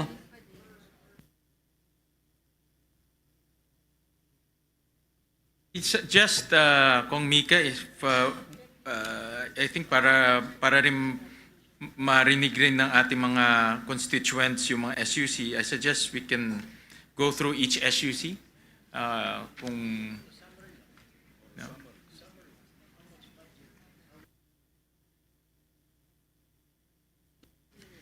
No, we're just, Mr. Chair, my suggestion is we'll just mention the total amount of budget for each SUC. Actually, ang per SUC will have about 2 or 3 locally funded projects. So I think it's manageable if you Ako ang tingin ko man. But I just based off the quick estimate of Sen. Lauren, that would be 2 hours just on the discussion of the SUCs if we go line by line. But if we take the suggestion of Sen. Erwin po, we'll do, if we can do just the totals for the SUCs instead of going through every single line item under each SUC. I suggest we can go, the House can go through one pass with all SUCs, and then we go one pass with all SUCs instead of approving it one SUC per Yes. SUC. Kung mapagod yung chair, pwede si Kong Christine, pwede si Kong Maricar, pwedeng si Attorney Rufus, o yun. O, sige. Per region. No, pwede nga. Then we just approve it after. Yes, Parang yes. tuloy-tuloy If there are na any nabasa. questions, then we can ask, we can take questions after the SUCs. Babasahin lang. Sige po. Let's do that. So we'll do one quick pass on all the SUCs. First would be the University of the Philippines system. We propose to add an additional 1 billion pesos for Project NOAA. And this one po actually, while it's lodged under the UP system, so I'll ask for permission just to elaborate on this point a little bit because it's very important for both houses. For Project NOAA, while the funding is lodged within the UP system, we actually increased the funding for Project NOAA for the benefit of the whole country and all the agencies, primarily the DPWH. Ang hinihingi po natin sa Project NOAA, kapag binigay na po natin yung pondo na to, is for them to work more closely with the DPWH in terms of refining the way that flood control projects are designed and monitored. Ang pangako po ng Project NOAA sa atin, alam ko po binanggit din po nila sa hearing nila sa Senado, ay kapag nabigyan po sila ng sapat na pondo, they can actually help DPWH design the flood control project. So, hindi na po magkakaroon ng pagkakataon na makakapaglagay po ng flood control project sa lugar na hindi naman talaga kailangang lagyan. They will be able to simulate a particular area and pinpoint exactly up to the coordinates level where a flood control structure should be placed. Aside from that po, they will be able to simulate the height that is required to actually mitigate the flooding in that area. So yun po yung pinakahinihingi natin sa Project NOAA na sana po sa pamamagitan ng 1 bilyong piso na ating pong ibibigay sa kanila sa susunod na taon po sa taong 2027, mas maganda na po yung pagdisenyo ng mga flood control at flood mitigation systems. So that would be our amendment under the UP system, under Philippine Energy Research and Policy Institute. Actually, we don't have amendments in that. For the National Capital Region. Mr. Chair. Yes, Madam go ahead Chair, po. may I intervene? What the good chairwoman is mentioning is actually under the UP Resilience Institute, yes. And this was actually initiated way back in 2012, and we're only funding it in 2025. But during the time of Congressman Salceda, he and I had a budgetary amendment, not insertion, for the building of the UPRI. I'm not certain if it's up already, but it was 3 presidents ago that the UPRI in 2012, the president who became DTI Secretary, Pascual. Yes, Fred and I were discussing this in 2012, the creation of the UP Institute, Resilience Institute. So thank you for mentioning Project NOAA of Mahar Lagmay, who was with DOST before. And I'm just putting a historical perspective because people might say, grabe, ang laki, 1 bilyon. Ano po, 13 years po nag-antay. And when this was conceptualized in 2012, I think I was defending their budget then, it was a very small amount during the time of President Pascual. So we support that, Mr. Chair. We upheld it in the Senate. Thank you. Madam Chair. Thank you very much, Senator Lauren. Yes, Representative Javi Benitez. May I add to that manifestation? But before I begin with my manifestation, I'd like to say that as a first-timer bicameral committee member, I'm honored and grateful and the only neophyte on this contingent. I expect to listen intently, work collaboratively, and to pass a fair and impactful budget for the Filipino people. What I do want to share that it was House Bill number 2577 that I filed in Congress for the 20th Congress, supporting the National Resilience Institute to make it a national, the UP Resilience Institute in the UP system to become a National Resilience Institute. And I do want to share and to add that the UP RI, which was powered by Project NOAA, has made accurate and real-time, high-quality hazard maps. No, and it has been used by a lot of local government units. And ever since nangyayari po sa atin yung mga climate disasters po sa atin, there's been, since it was updated in 2023, the website has had 35 million searches online. And during peak times, 2.6 million searches a day. Now, so it's very important that we can identify for flood mitigation efforts. And so, albeit this is seemingly large, 1.1 billion, but they need to update the hazard maps for the entire country, and last that has been updated was 2012. So I commend the Chair, Chair Mika, and of course the BARC as well as the Senate for putting the 1 billion to Project NOAA. Thank you.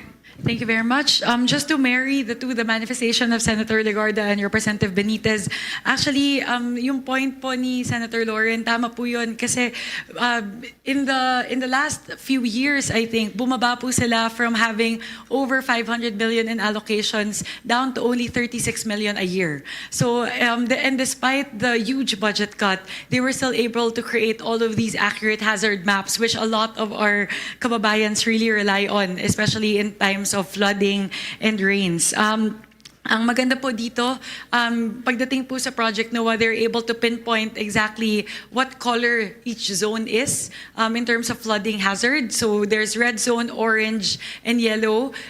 So ang pinag-uusapan po sa DPWH ay pwede pong pagbasihan yung hazard maps ng Project NOAA para po malaman kung saan lang pwede maglagay ng flood control structures sa mga susunod na taon. So just to marry po, send with the manifestations of Representative Legarda and Senator Legarda and Representative Benitez.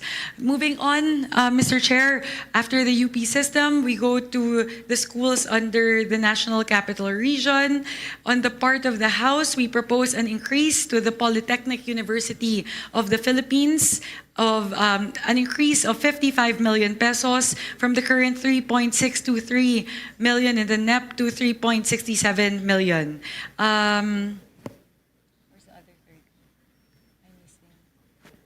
For the under the Ilocos region, we propose an increase of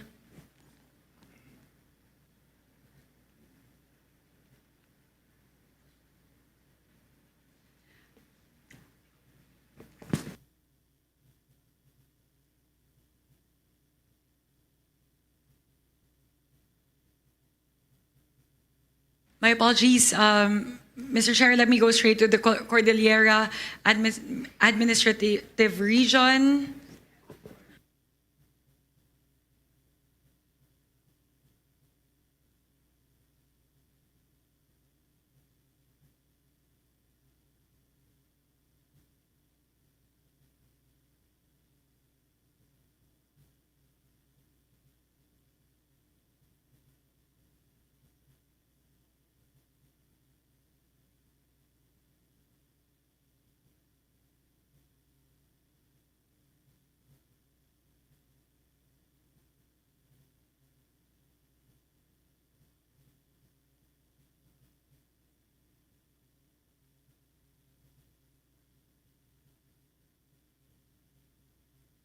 Mr. Chair, may I request for a minute suspension?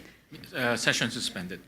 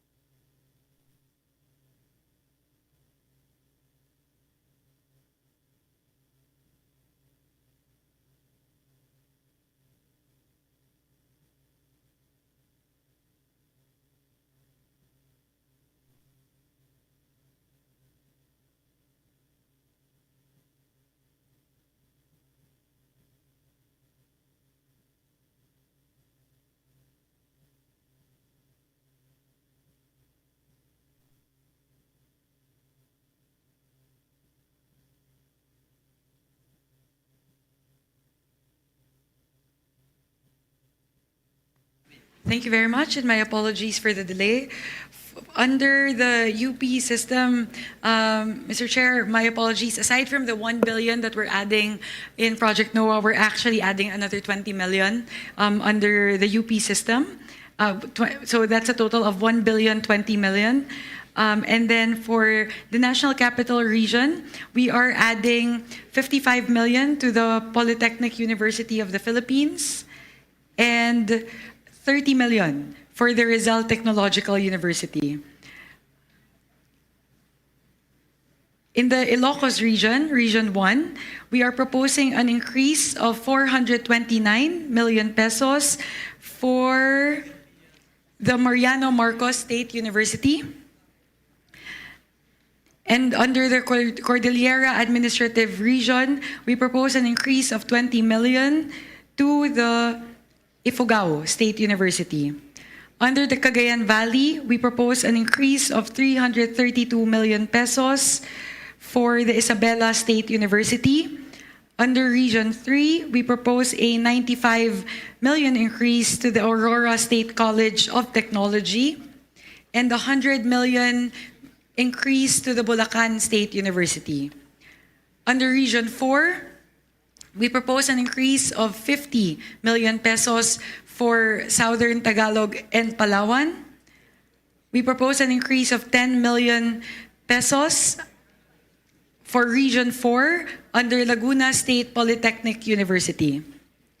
An increase of 40 million pesos to the Occidental Mindoro State College. An increase of 35 million pesos under the Catanduanes State University. An increase of 8.803 million for the Carlos C. Helado Memorial State College in the Negros Island region. An increase of 80 million pesos under Region 7, Cebu Technological University. In the region of Eastern Visayas, we propose an increase of 70 million pesos for Eastern Samar State University, 125 million pesos for Biliran Province State University or the Naval State University, an increase of 40 million pesos for the Samar State University, 30 million pesos for the Southern Leyte State University, 100 million pesos for the University of Eastern Philippines, and 150 million pesos for the Visayas State University. In Sorsogon, Region 12, we propose an increase of 30 million pesos for the South Cotabato State College, an increase of 14 million pesos in the Bangsamoro Autonomous Region for the Mindanao State University. So, Mr. Chair, those are all of our proposed increases for state universities and colleges, totaling 2.859 billion pesos.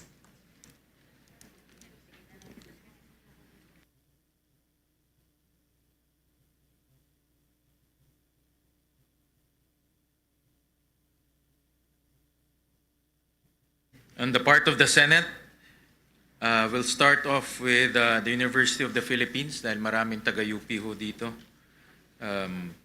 Itong Senator Kiko yata taga-UP. Senator Loren din. So we'll start off with UP.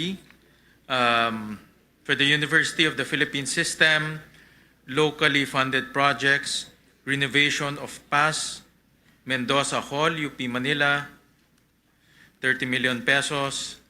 A locally funded project, treatment of X-linked dystonia Parkinson's, also known as Lubag syndrome, UP-PGH, 15 million.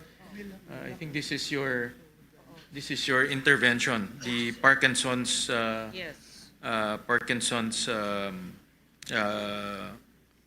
project. It's a very unique, it's a rare disease only found in the island of Panay in Region 6. Yun ang request ni Dr. Gap Legaspi. Yeah. This is under PGH or UP? PGH. PGH, no? Because PGH under UP. Yes. Okay. Thank you. Locally funded projects, digitalization of oral narratives, UP Visayas, 12 million pesos.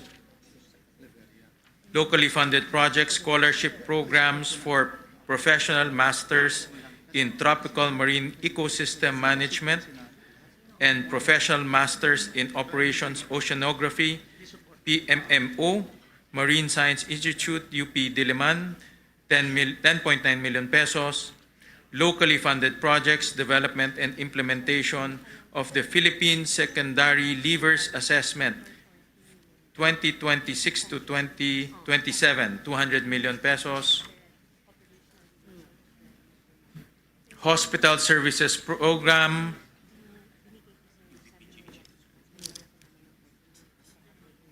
provision of medical services, 6.7 billion pesos. I believe this is for UPPGH. Hospital Services Program, Universal Care Fund for Zero Balance Billing, 800 million pesos. UP Philippine Eye Research Institute, UP PERI, 81 million pesos. Increase in carrying capacity of UP Manila College of Medicine Simulation Laboratory, 20 million pesos.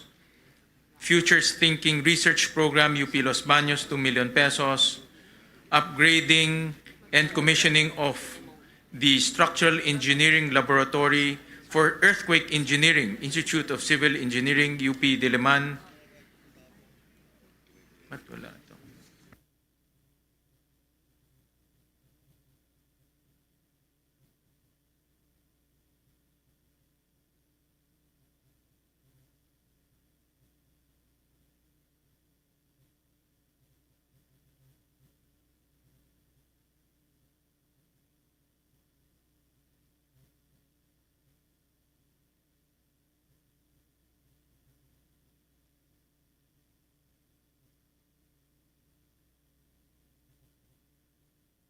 Sorry, the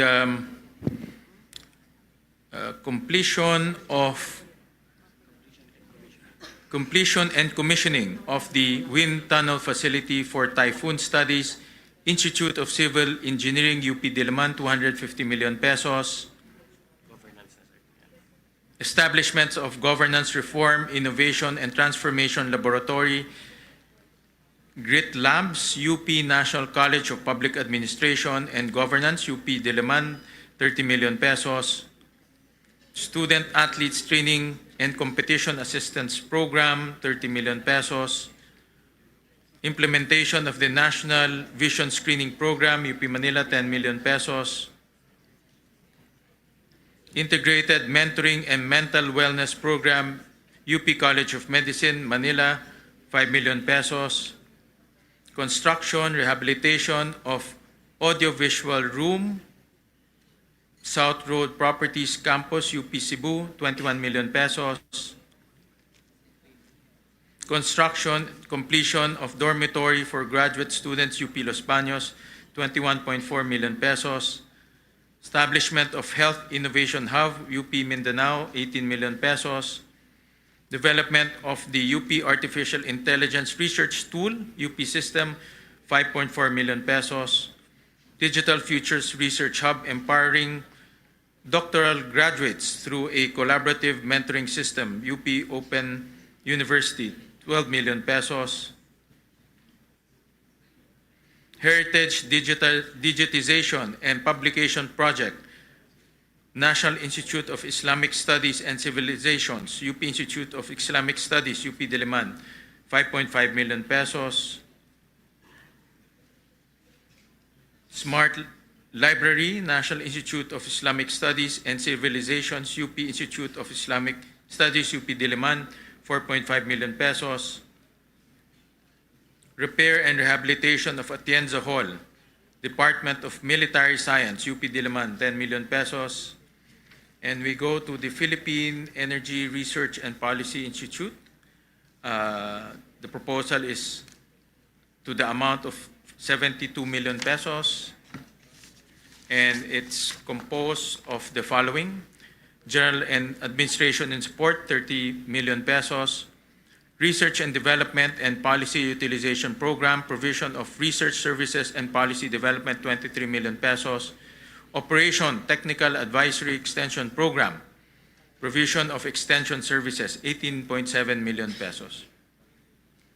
Now for the other SUCs in the National Capital Region, the Eulogio Amang Rodriguez Institute of Science and Technology, the proposal is 530 million pesos, composed of repainting of Iris building and replacement of old roofing in Apilado and Nudas building, 10 million pesos. Marikina Polytechnic College to the tune of 332 million pesos, composed of rehabilitation and repair of teacher education building and laboratories, 15 million pesos. To the Philippine Normal University, 1.5 billion pesos, composed of construction of a 3-story graduate school building, PNU Mindanao Campus, 30 million pesos. Philippine State College of Aeronautics, 526 million pesos, composed of design and construction of academic building including physics and chemistry laboratory facilities, 12 million pesos. To the Polytechnic University of the Philippines, 3.7 billion pesos, composed of construction of multipurpose building, PUP Lopez Quezon Campus, 50 million pesos, construction of academic building, Phase 3, PUP Taguig, 15 million pesos, construction of multipurpose building, College of Engineering Extension building, PUP Santa Mesa, 50 million pesos. To the Technological University of the Philippines, 1.5 billion pesos.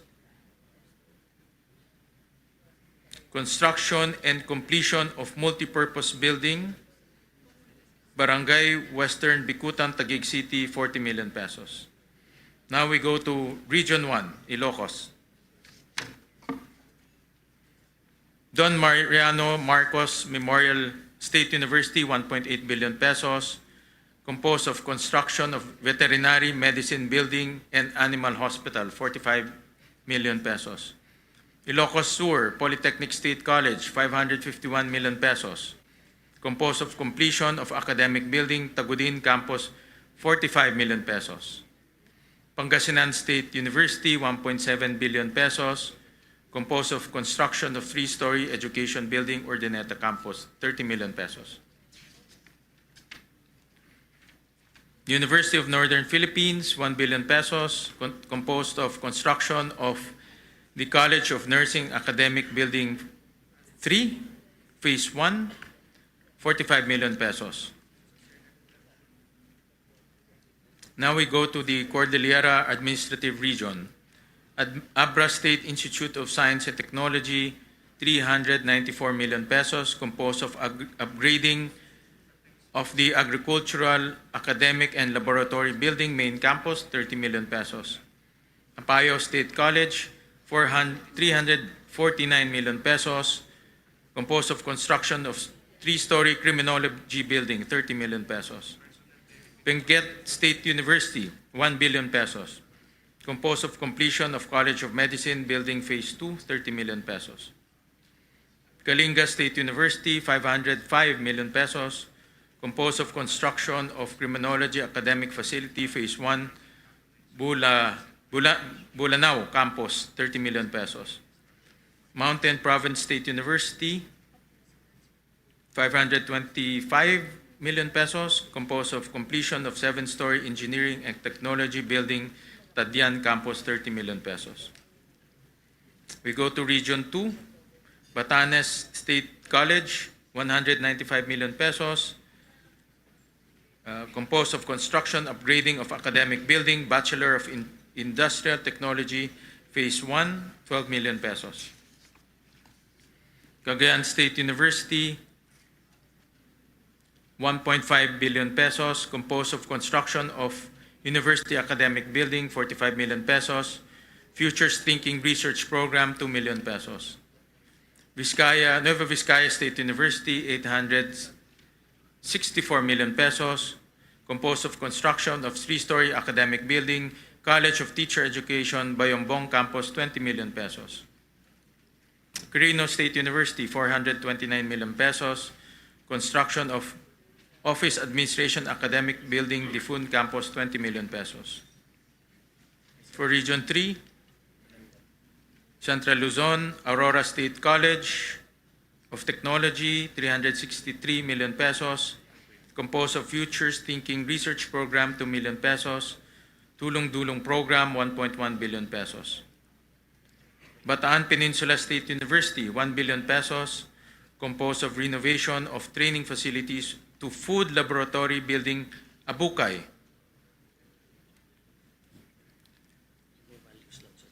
Sorry, that's I read the wrong item. Rehabilitation of and extension of two-story academic building, Balanga, Bataan, 35 million pesos. Tulong Dulong Program, 1.1 billion pesos. Bulacan Agricultural State College, 344 million pesos.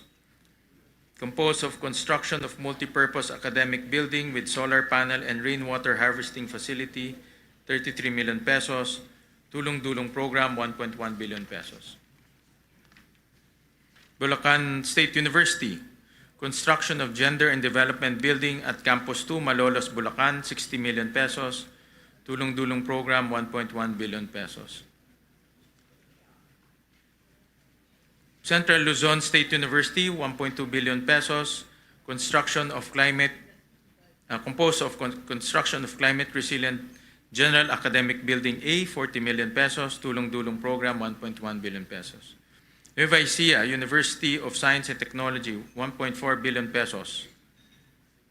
Composed of construction of academic building and training center, Phase 2, San Isidro Tabon Campus, 15 million pesos.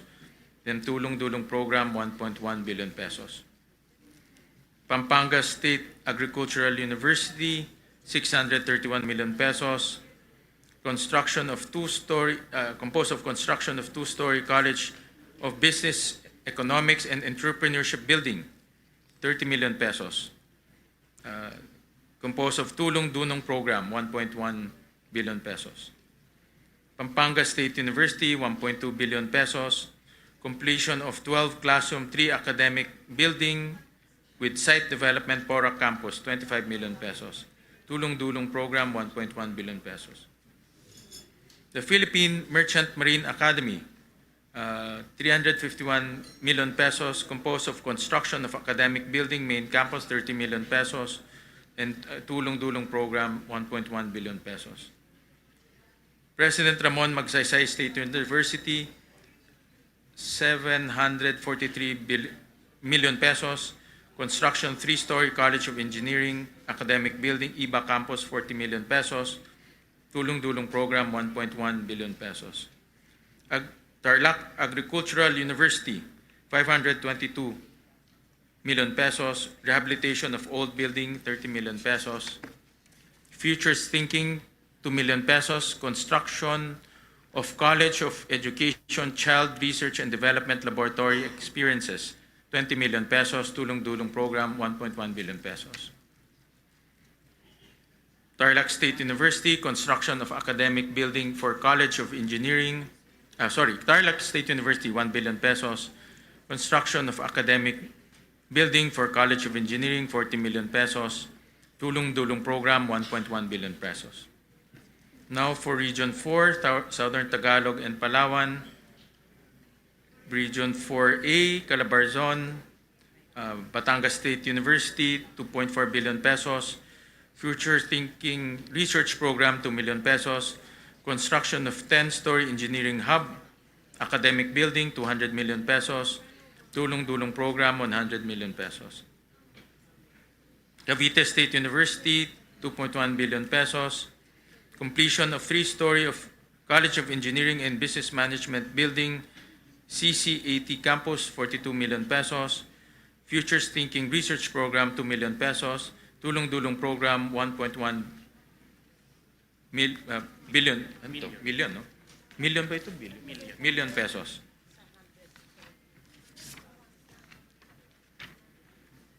Laguna State Polytechnic College, 1.1 billion pesos. Construction of 4-story, 24 classroom academic building. 36 million pesos. Replacement of gymnasium roofing system, including sea-pouring repairs and insulation, 6 million pesos. Tulong-dulong program, 1.1 million pesos.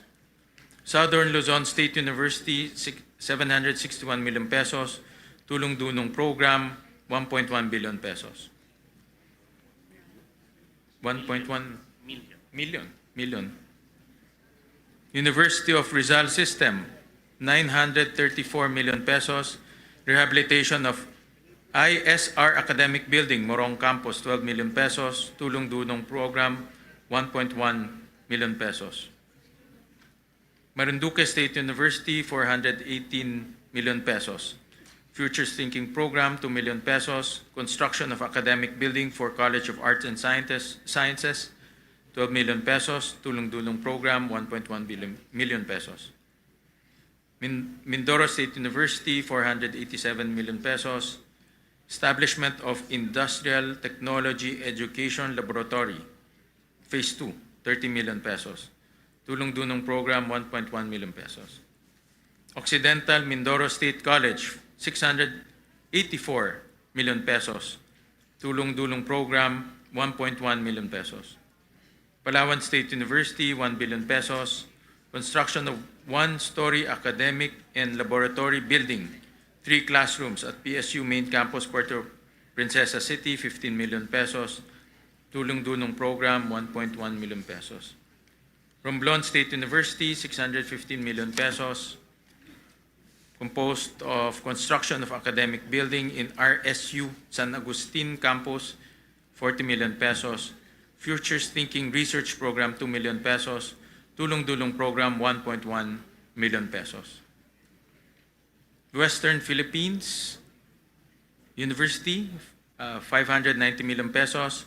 Rehabilitation of Higher Education Building, Main Campus, 30 million pesos.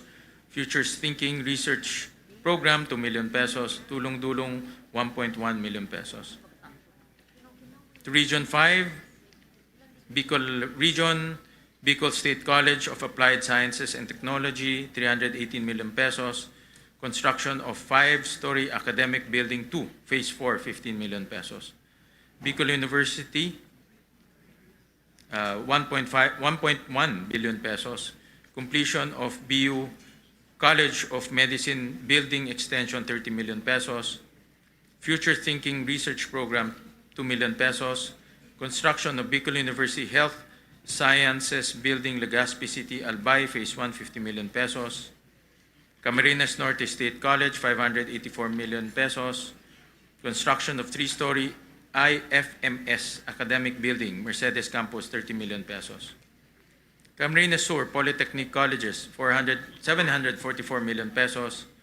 Construction of 4-story academic building, College of Health Sciences, Academic Building 4, Nabua Campus, 40 million pesos.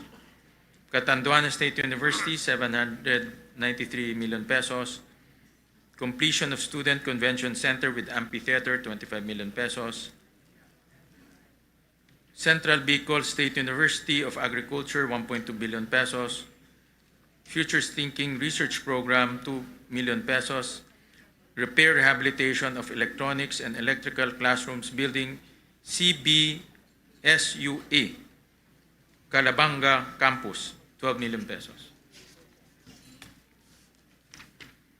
Dr. Emilio Espinosa Senior Memorial State College of Agriculture Technology, 346 million pesos. Construction of 4-story smart academic and laboratory building for business management program, 30 million pesos. Futures Thinking Research Program, 2 million pesos. Partido State University, 727 million pesos.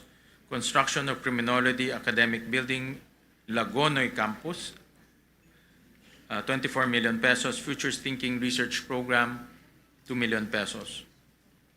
Sorsogon State University, 677 million pesos. Construction of Integrated Academic Laboratory and Library Building, 36 million pesos. Now we go to Region 6, Aklan State University, 760 million pesos.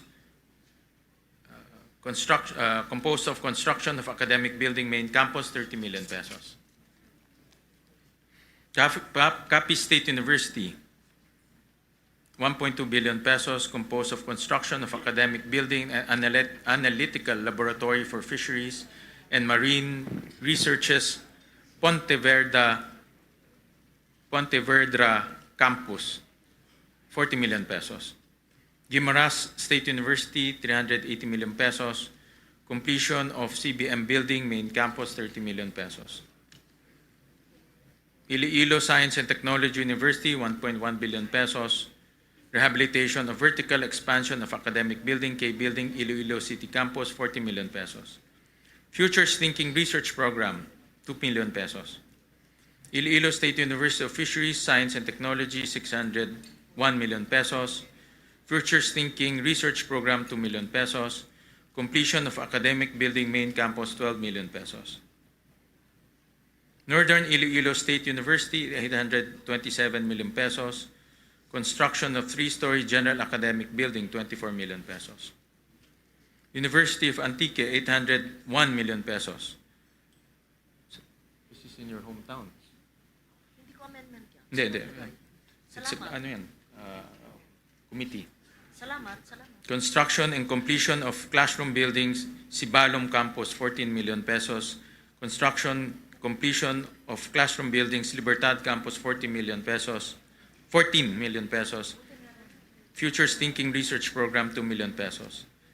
West Visayas State University, 2.3 billion pesos. Composed of rehabilitation of Ramon Magsaysay Hall, academic building, College of Physical Education, Sports, Culture, and Recreation, 15 million pesos. Negros Island Region, Central Philippine State University, 632 million pesos. Construction of Agribusiness Program, Facility Phase 1, Main Campus, 30 million pesos. Negros Oriental State University, 1.1 billion pesos. Expansion of 60 classroom academic building, 45 million pesos. Siquijor State College, 203 million pesos.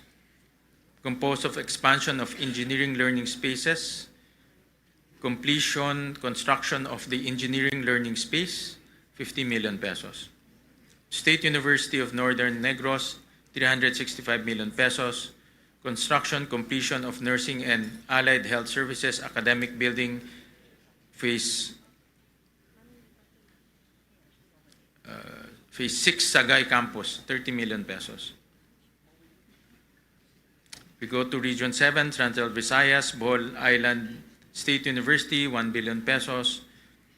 Composed of construction of 6-story academic building, College of Technology, main campus, Dawis Extension, 45 million pesos.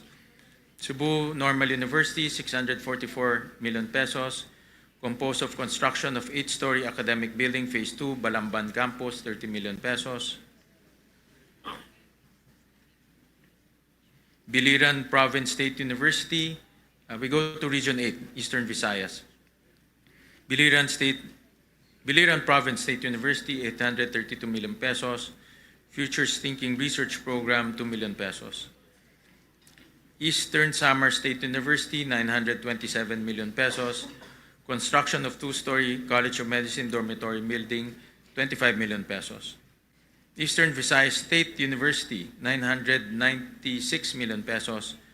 Construction of 4-story College of Arts and Sciences Extension, main campus, 40 million pesos. Leyte Normal University, 618 million pesos. Construction of academic building, LNU San Isidro Campus, 30 million pesos.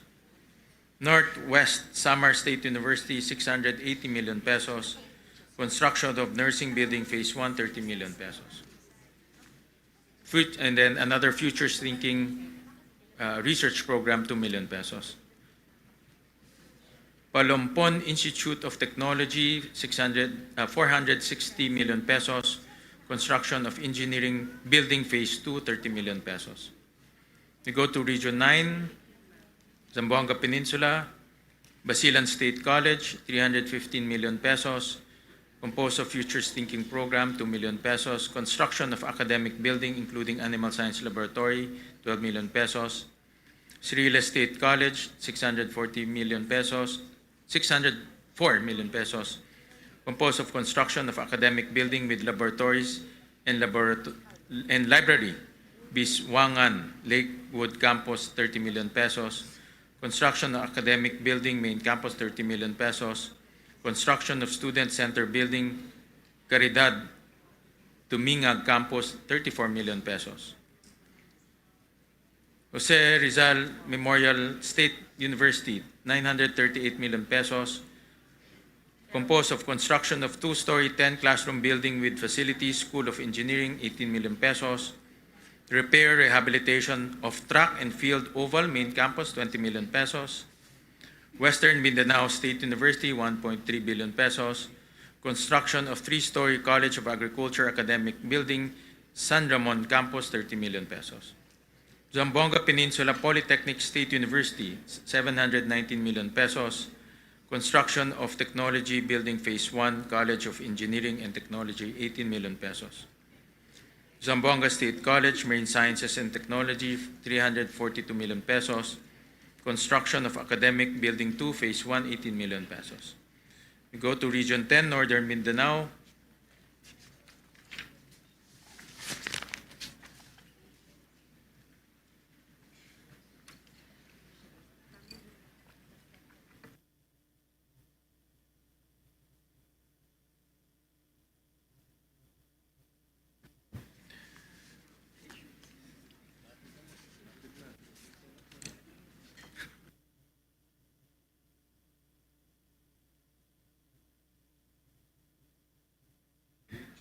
Ano ba ito? Region 10. Bukidnon State University, 1.1 billion pesos. Completion of Buksu Hotel Training Laboratory for BSHM, 50 million pesos. Completion of 5-story academic building, Phase 2, Quezon Campus, 25 million pesos. Completion of 5-story academic building, Galilangan Campus, 25 million pesos. Construction of 3-story smart Camiguin Polytechnic State College. Ito parang kila ano ito Kila Thank you, JJ Mr. ito. Chair.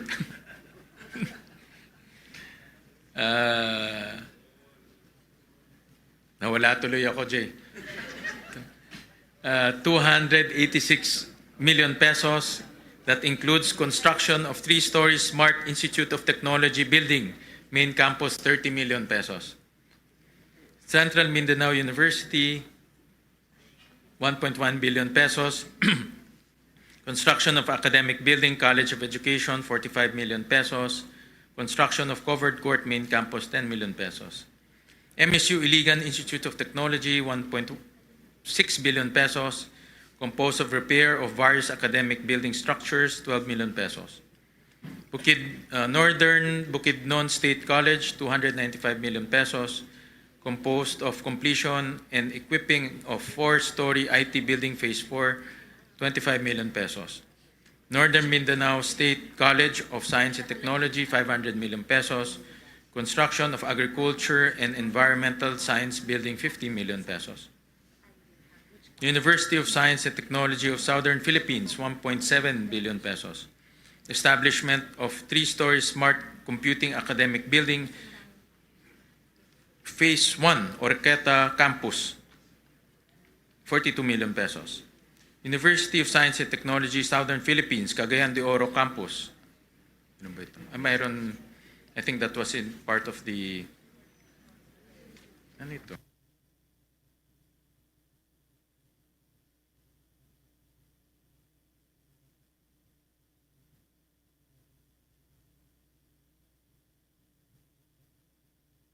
Okay, all right.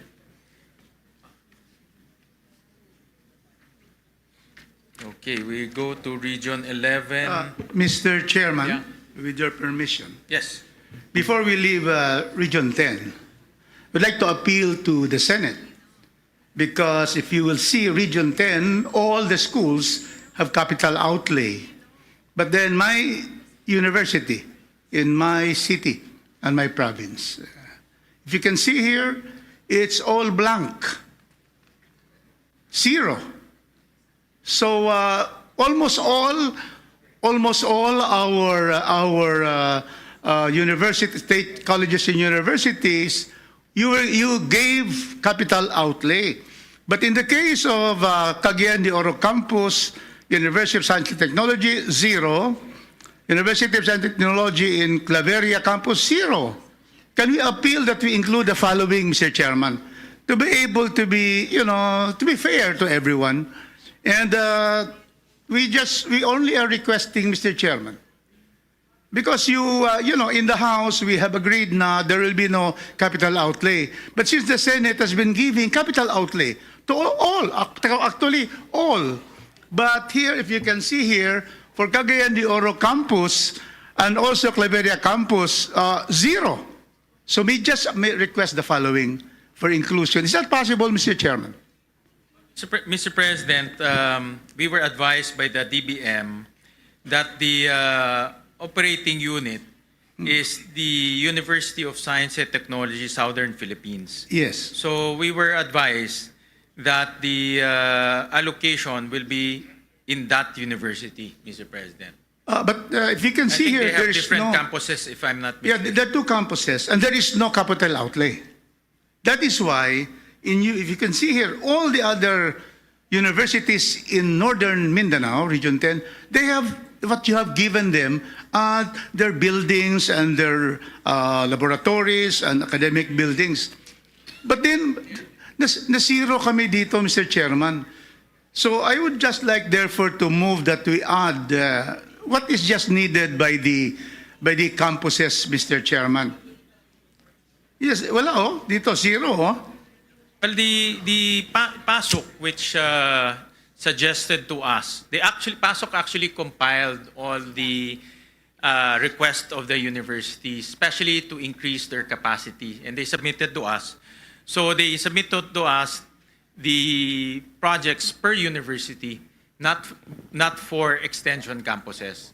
So that's why in this case, the University of Science and Technology of Southern Philippines, the request went to that university, not to the extension campuses. This is the main, the university is an amalgamation of the Cagayan de Oro campus and the Claveria campus. The main campus right now is the USTP Cagayan campus. And then the other amalgamated campus is Claveria campus. So we would just like to request. Can we just, yeah. Yes, may I just help out the chair? Of course, but you're the chair of this, right? Yeah. But I also spoke to Dr. Tirso Ronquillo, who's the president of the state universities. To be fair to the chair, he did not select which university will have this and that. We left it to the state universities. So it was Dr. Ronquillo who submitted it to the chair. So they selected. And we know, of course, and Attorney Kong Rufus knows this, that while funding has been given to selected mother campuses, not all extension or satellite campuses were funded. For example, University of Antique, the Hamtic campus and my other campuses had zero funding. I see in your university, you have the main funding under the Oroquieta campus, which is of course not in your district. Like yung sa amin, Sibalom and Libertad. But there are 3 others in Kaluya, in Hamtic, which were zero funded also. The chair requests, and it's up to you because this was the recommendation of the PASOK upon the consultation with the president of the SUC. But if the congressman so wishes, the chair is willing to move the funding if you say that the main campus is Cagayan de Oro, to move it to the Cagayan de Oro campus. He is willing to do that, right? But we would not wish also, the USTP system has 2 main campuses which were amalgamated by law, which I was the author. We have other 5 satellite campuses. We're not asking for the 5 satellite campuses. No. But we're only saying because of the density of students in Cagayan de Oro campus, 15,000 students. We need this following budget. It's not very big. If we'd like to bring this out, because otherwise, we will not have any capital outlay in the 2 amalgamated campuses comprising the USTP. I am not asking for the 5 satellite. Of course, 1 satellite has been given 52, that is in the province of Oroqueta, Misamis Occidental. So these are what you'd like to ask, Mr. Chairman, if you permit us to propose. Now, for Cagayan de Oro campus, we are only asking for 50 million for the completion of the 8-story educational and student computer phase 3, computers, building. So it's a completion because right now, the building is not completed. So we're only asking for 50 million. But they're asking for more. But I am saying, because they're asking here to complete it 150 million, I said no, we'll only ask 50 million. And then the second very important request is the continuation of the Faculty Learning Resources Center Phase 2. They asked for 150 million. I'm only asking for 50 million. So they're asking 300 million, which is really, so big in this BICAM hearing. I'm only asking for 50 and 50, 100. That is for the Cagayan de Oro campus. The other main campus in the amalgamated USTP is Claveria. And they're asking, Mr. Chairman, they're asking for the auditorium and multipurpose training center. They're asking 110 million. I'm only asking for 50 million for Claveria, a total of 150 million. Otherwise, we can see here all from Region 1 to Region 16, all of them receive capital outlay. But then my university, and I sit there as the USTP board of trustees because I was designated by Chairman Jude Asidre. Mr. Chairman, it will be difficult for me not to be able to appeal to you because you have been giving capital outlay to everyone. And then dito, kami lang, in this page and the other pages, ang zero dito, ito lang 2 campuses na ito. So that is what we'd like to ask, Mr. Chairman, that you be able to, at least be able to give Cagayan de Oro. It is the seat of, in Region 10, this is the seat of education. Can we have that, Mr. Chairman? May I request for a minute suspension, Chairperson Mika? Meeting suspended.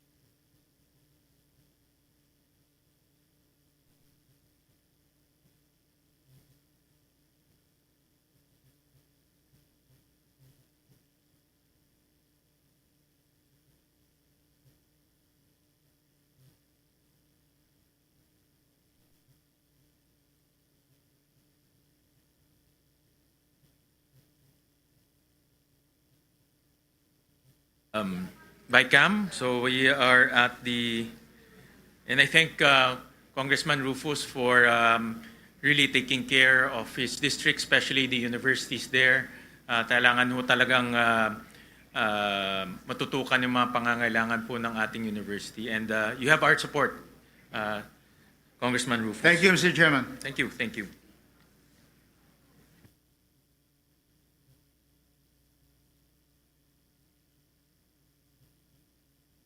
All right. Parang nag-ground trip to the Philippines na ho tayo. So, Region 11, Davao. So, Davao de Oro State College, 439 million.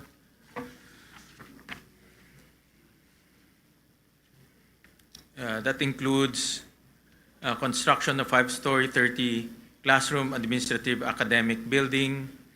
Phase 1, Maragusan Branch, 37.5 million pesos. Futures Thinking Research Program, 2 million pesos. Davao del Norte State College, 537 million pesos. Composed of construction of 4-story academic building, Phase 1 main campus, 30 million pesos. Future Thinking Research Program, 2 million pesos. Davao del Sur State College, 390 million pesos. Locally funded project, retrofitting of damaged general education academic building, 30 million pesos. Davao Oriental State University, 669 million pesos. Futures Thinking Program, 2 million pesos. Construction of 3-story green technology building, Phase 4 main campus, 22.5 million pesos. Construction of 2-story modernized academic building, 18.5 million pesos. Southern Philippines Agribusiness and Marine Aquatic School of Technology, 266 million pesos. Completion of Program Learning Center, replacement of classroom damaged by earthquake, Phase 3, Malita Campus, 30 million pesos. University of Southern Philippines, 1 billion pesos. Composed of completion of 5-story academic building, Tagum Unit, Tagum Mabini Campus, 30 million pesos. Futures Thinking Research Program, 2 million pesos. Region 12, Soxergen, 2.3 million pesos.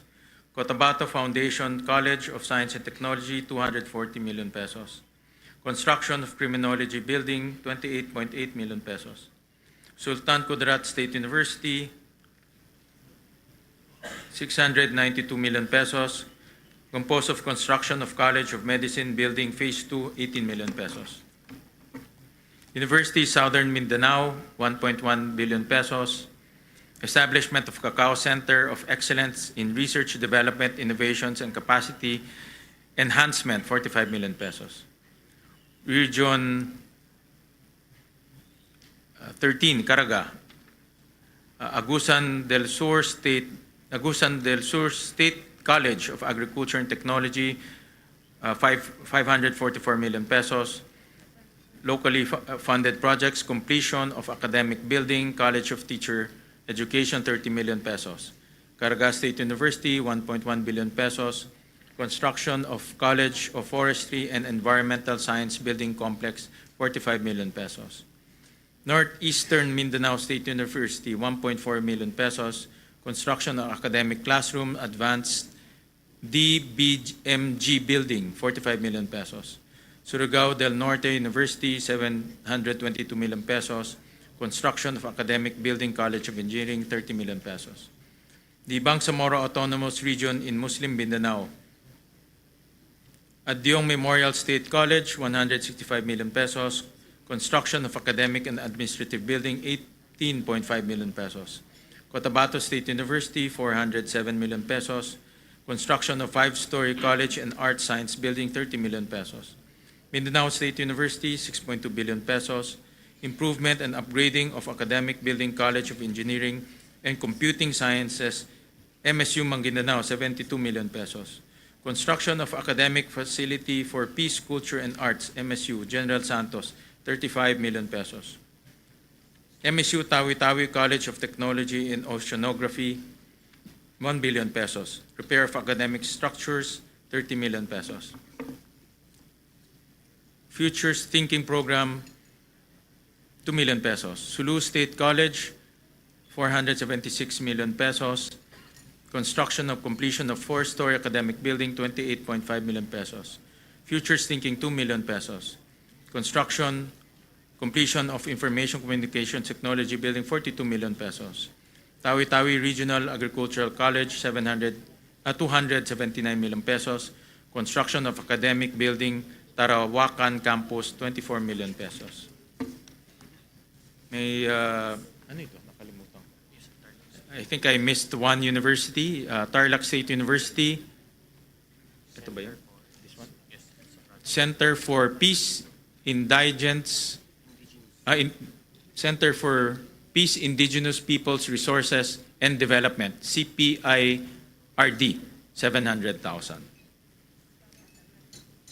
So, any questions? I think that completes the SUCs. So, any question, comments, motions? Mr. Chair? Mr. Chair. Yeah. Ikaw na mag- Madam Chair. Madam Chair.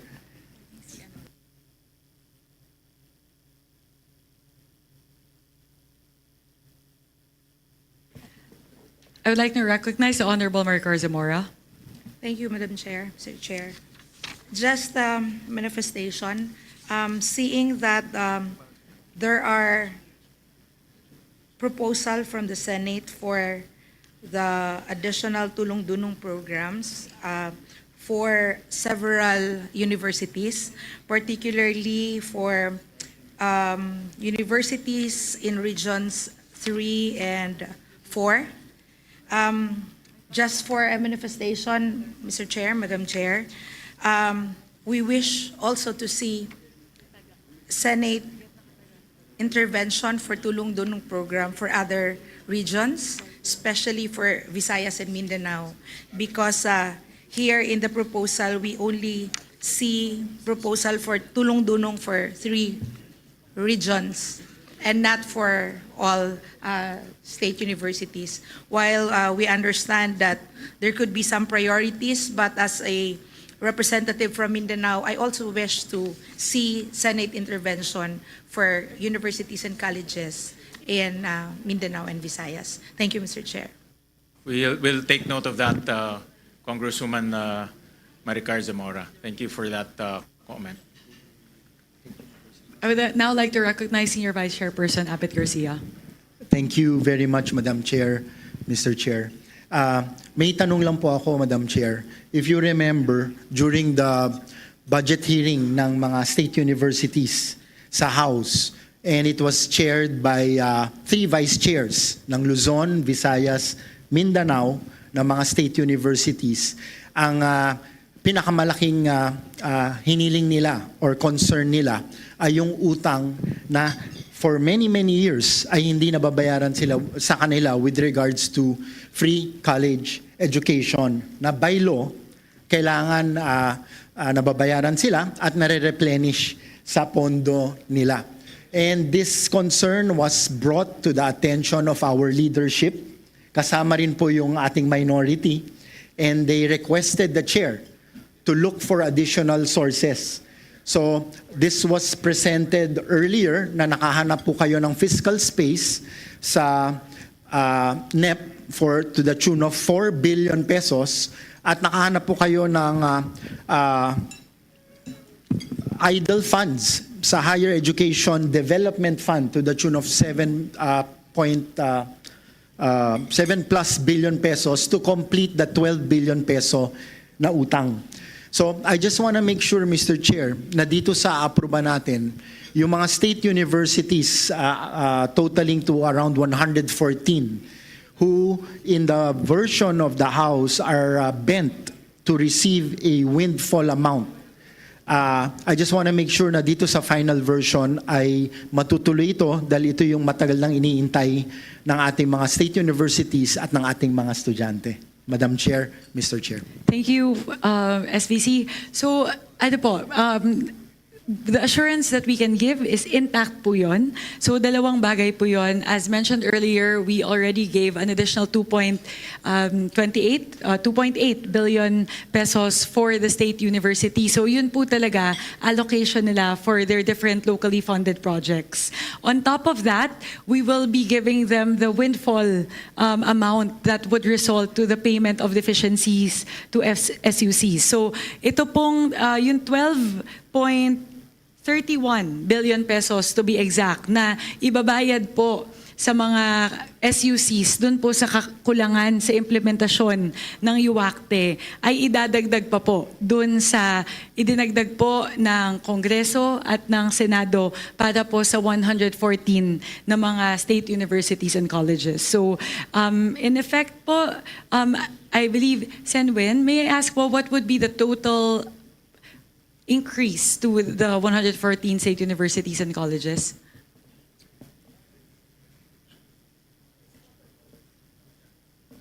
Mr. Chair, may I?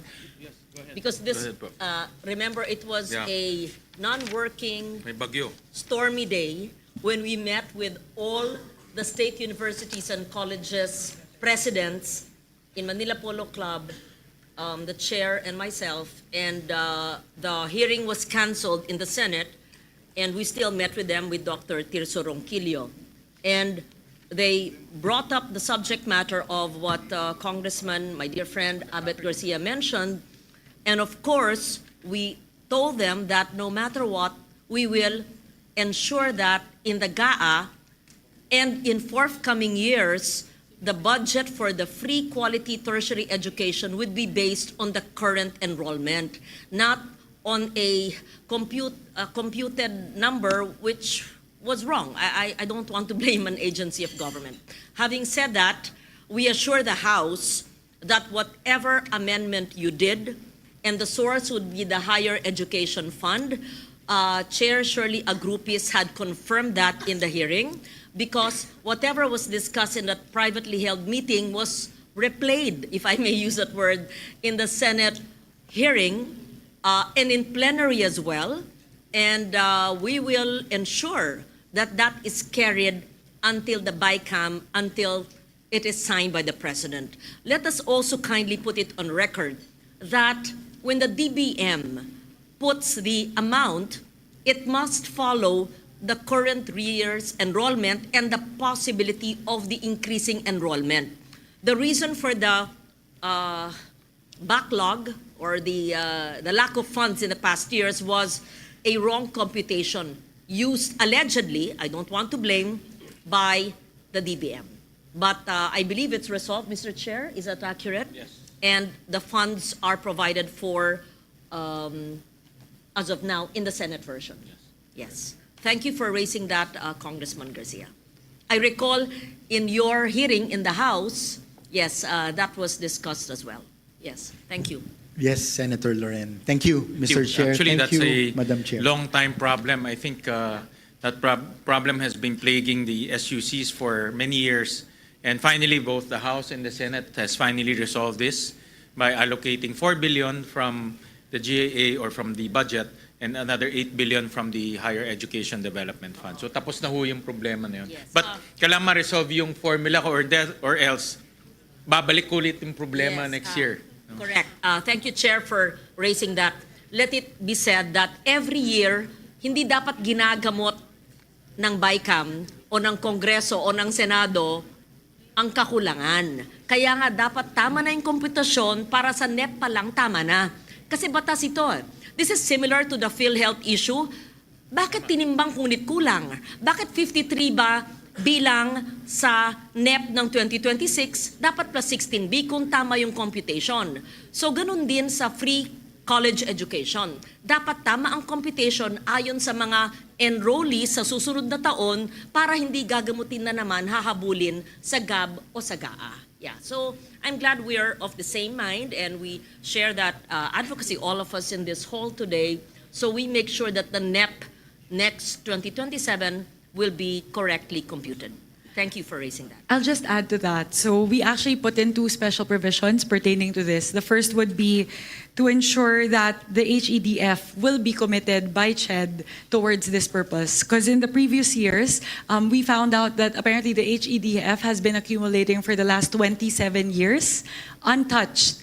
Nakita po namin na meron pong laman na 12 billion pesos sa HEDF na higit 2 dekada na natutulog. So when we were able to see that, we created a special provision as reflected in the HGAB to make sure, essentially to force CHED to commit and DBM also to commit to releasing the 7.82 billion pesos for the purpose of paying the deficiency to SUC. So talaga pong we made sure that the special provision is so specific that DBM and CHED will really have to comply. We even put in the amount so they would no longer be able to flex out of the situation. The second one po, to the point of Senator Lauren, in terms of the computation, essentially the shortfall every single year emanated from the fact that there's a discrepancy in terms of the estimated number of enrollees as reflected in the NEP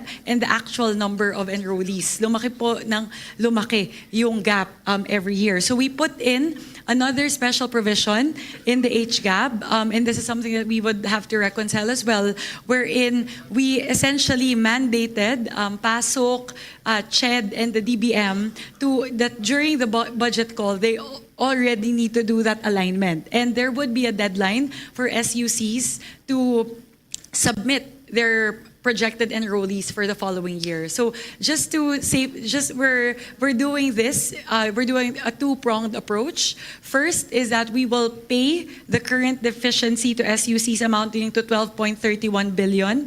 Para po yung kakulangan for the last 5 years, okay na yon, done na po, settled na. But the second approach, and I would think the more important facet of this solution, is to make sure this deficiency no longer happens again in the future. So that's why, aside from making sure that the 12.31 billion pesos is funded, we have these 2 special provisions as well to safeguard against any shortcomings in terms of actualizing this provision. Pero yun po, rest assured that the payment of deficiency to SUCs is secured despite all of the additions to the different SUCs.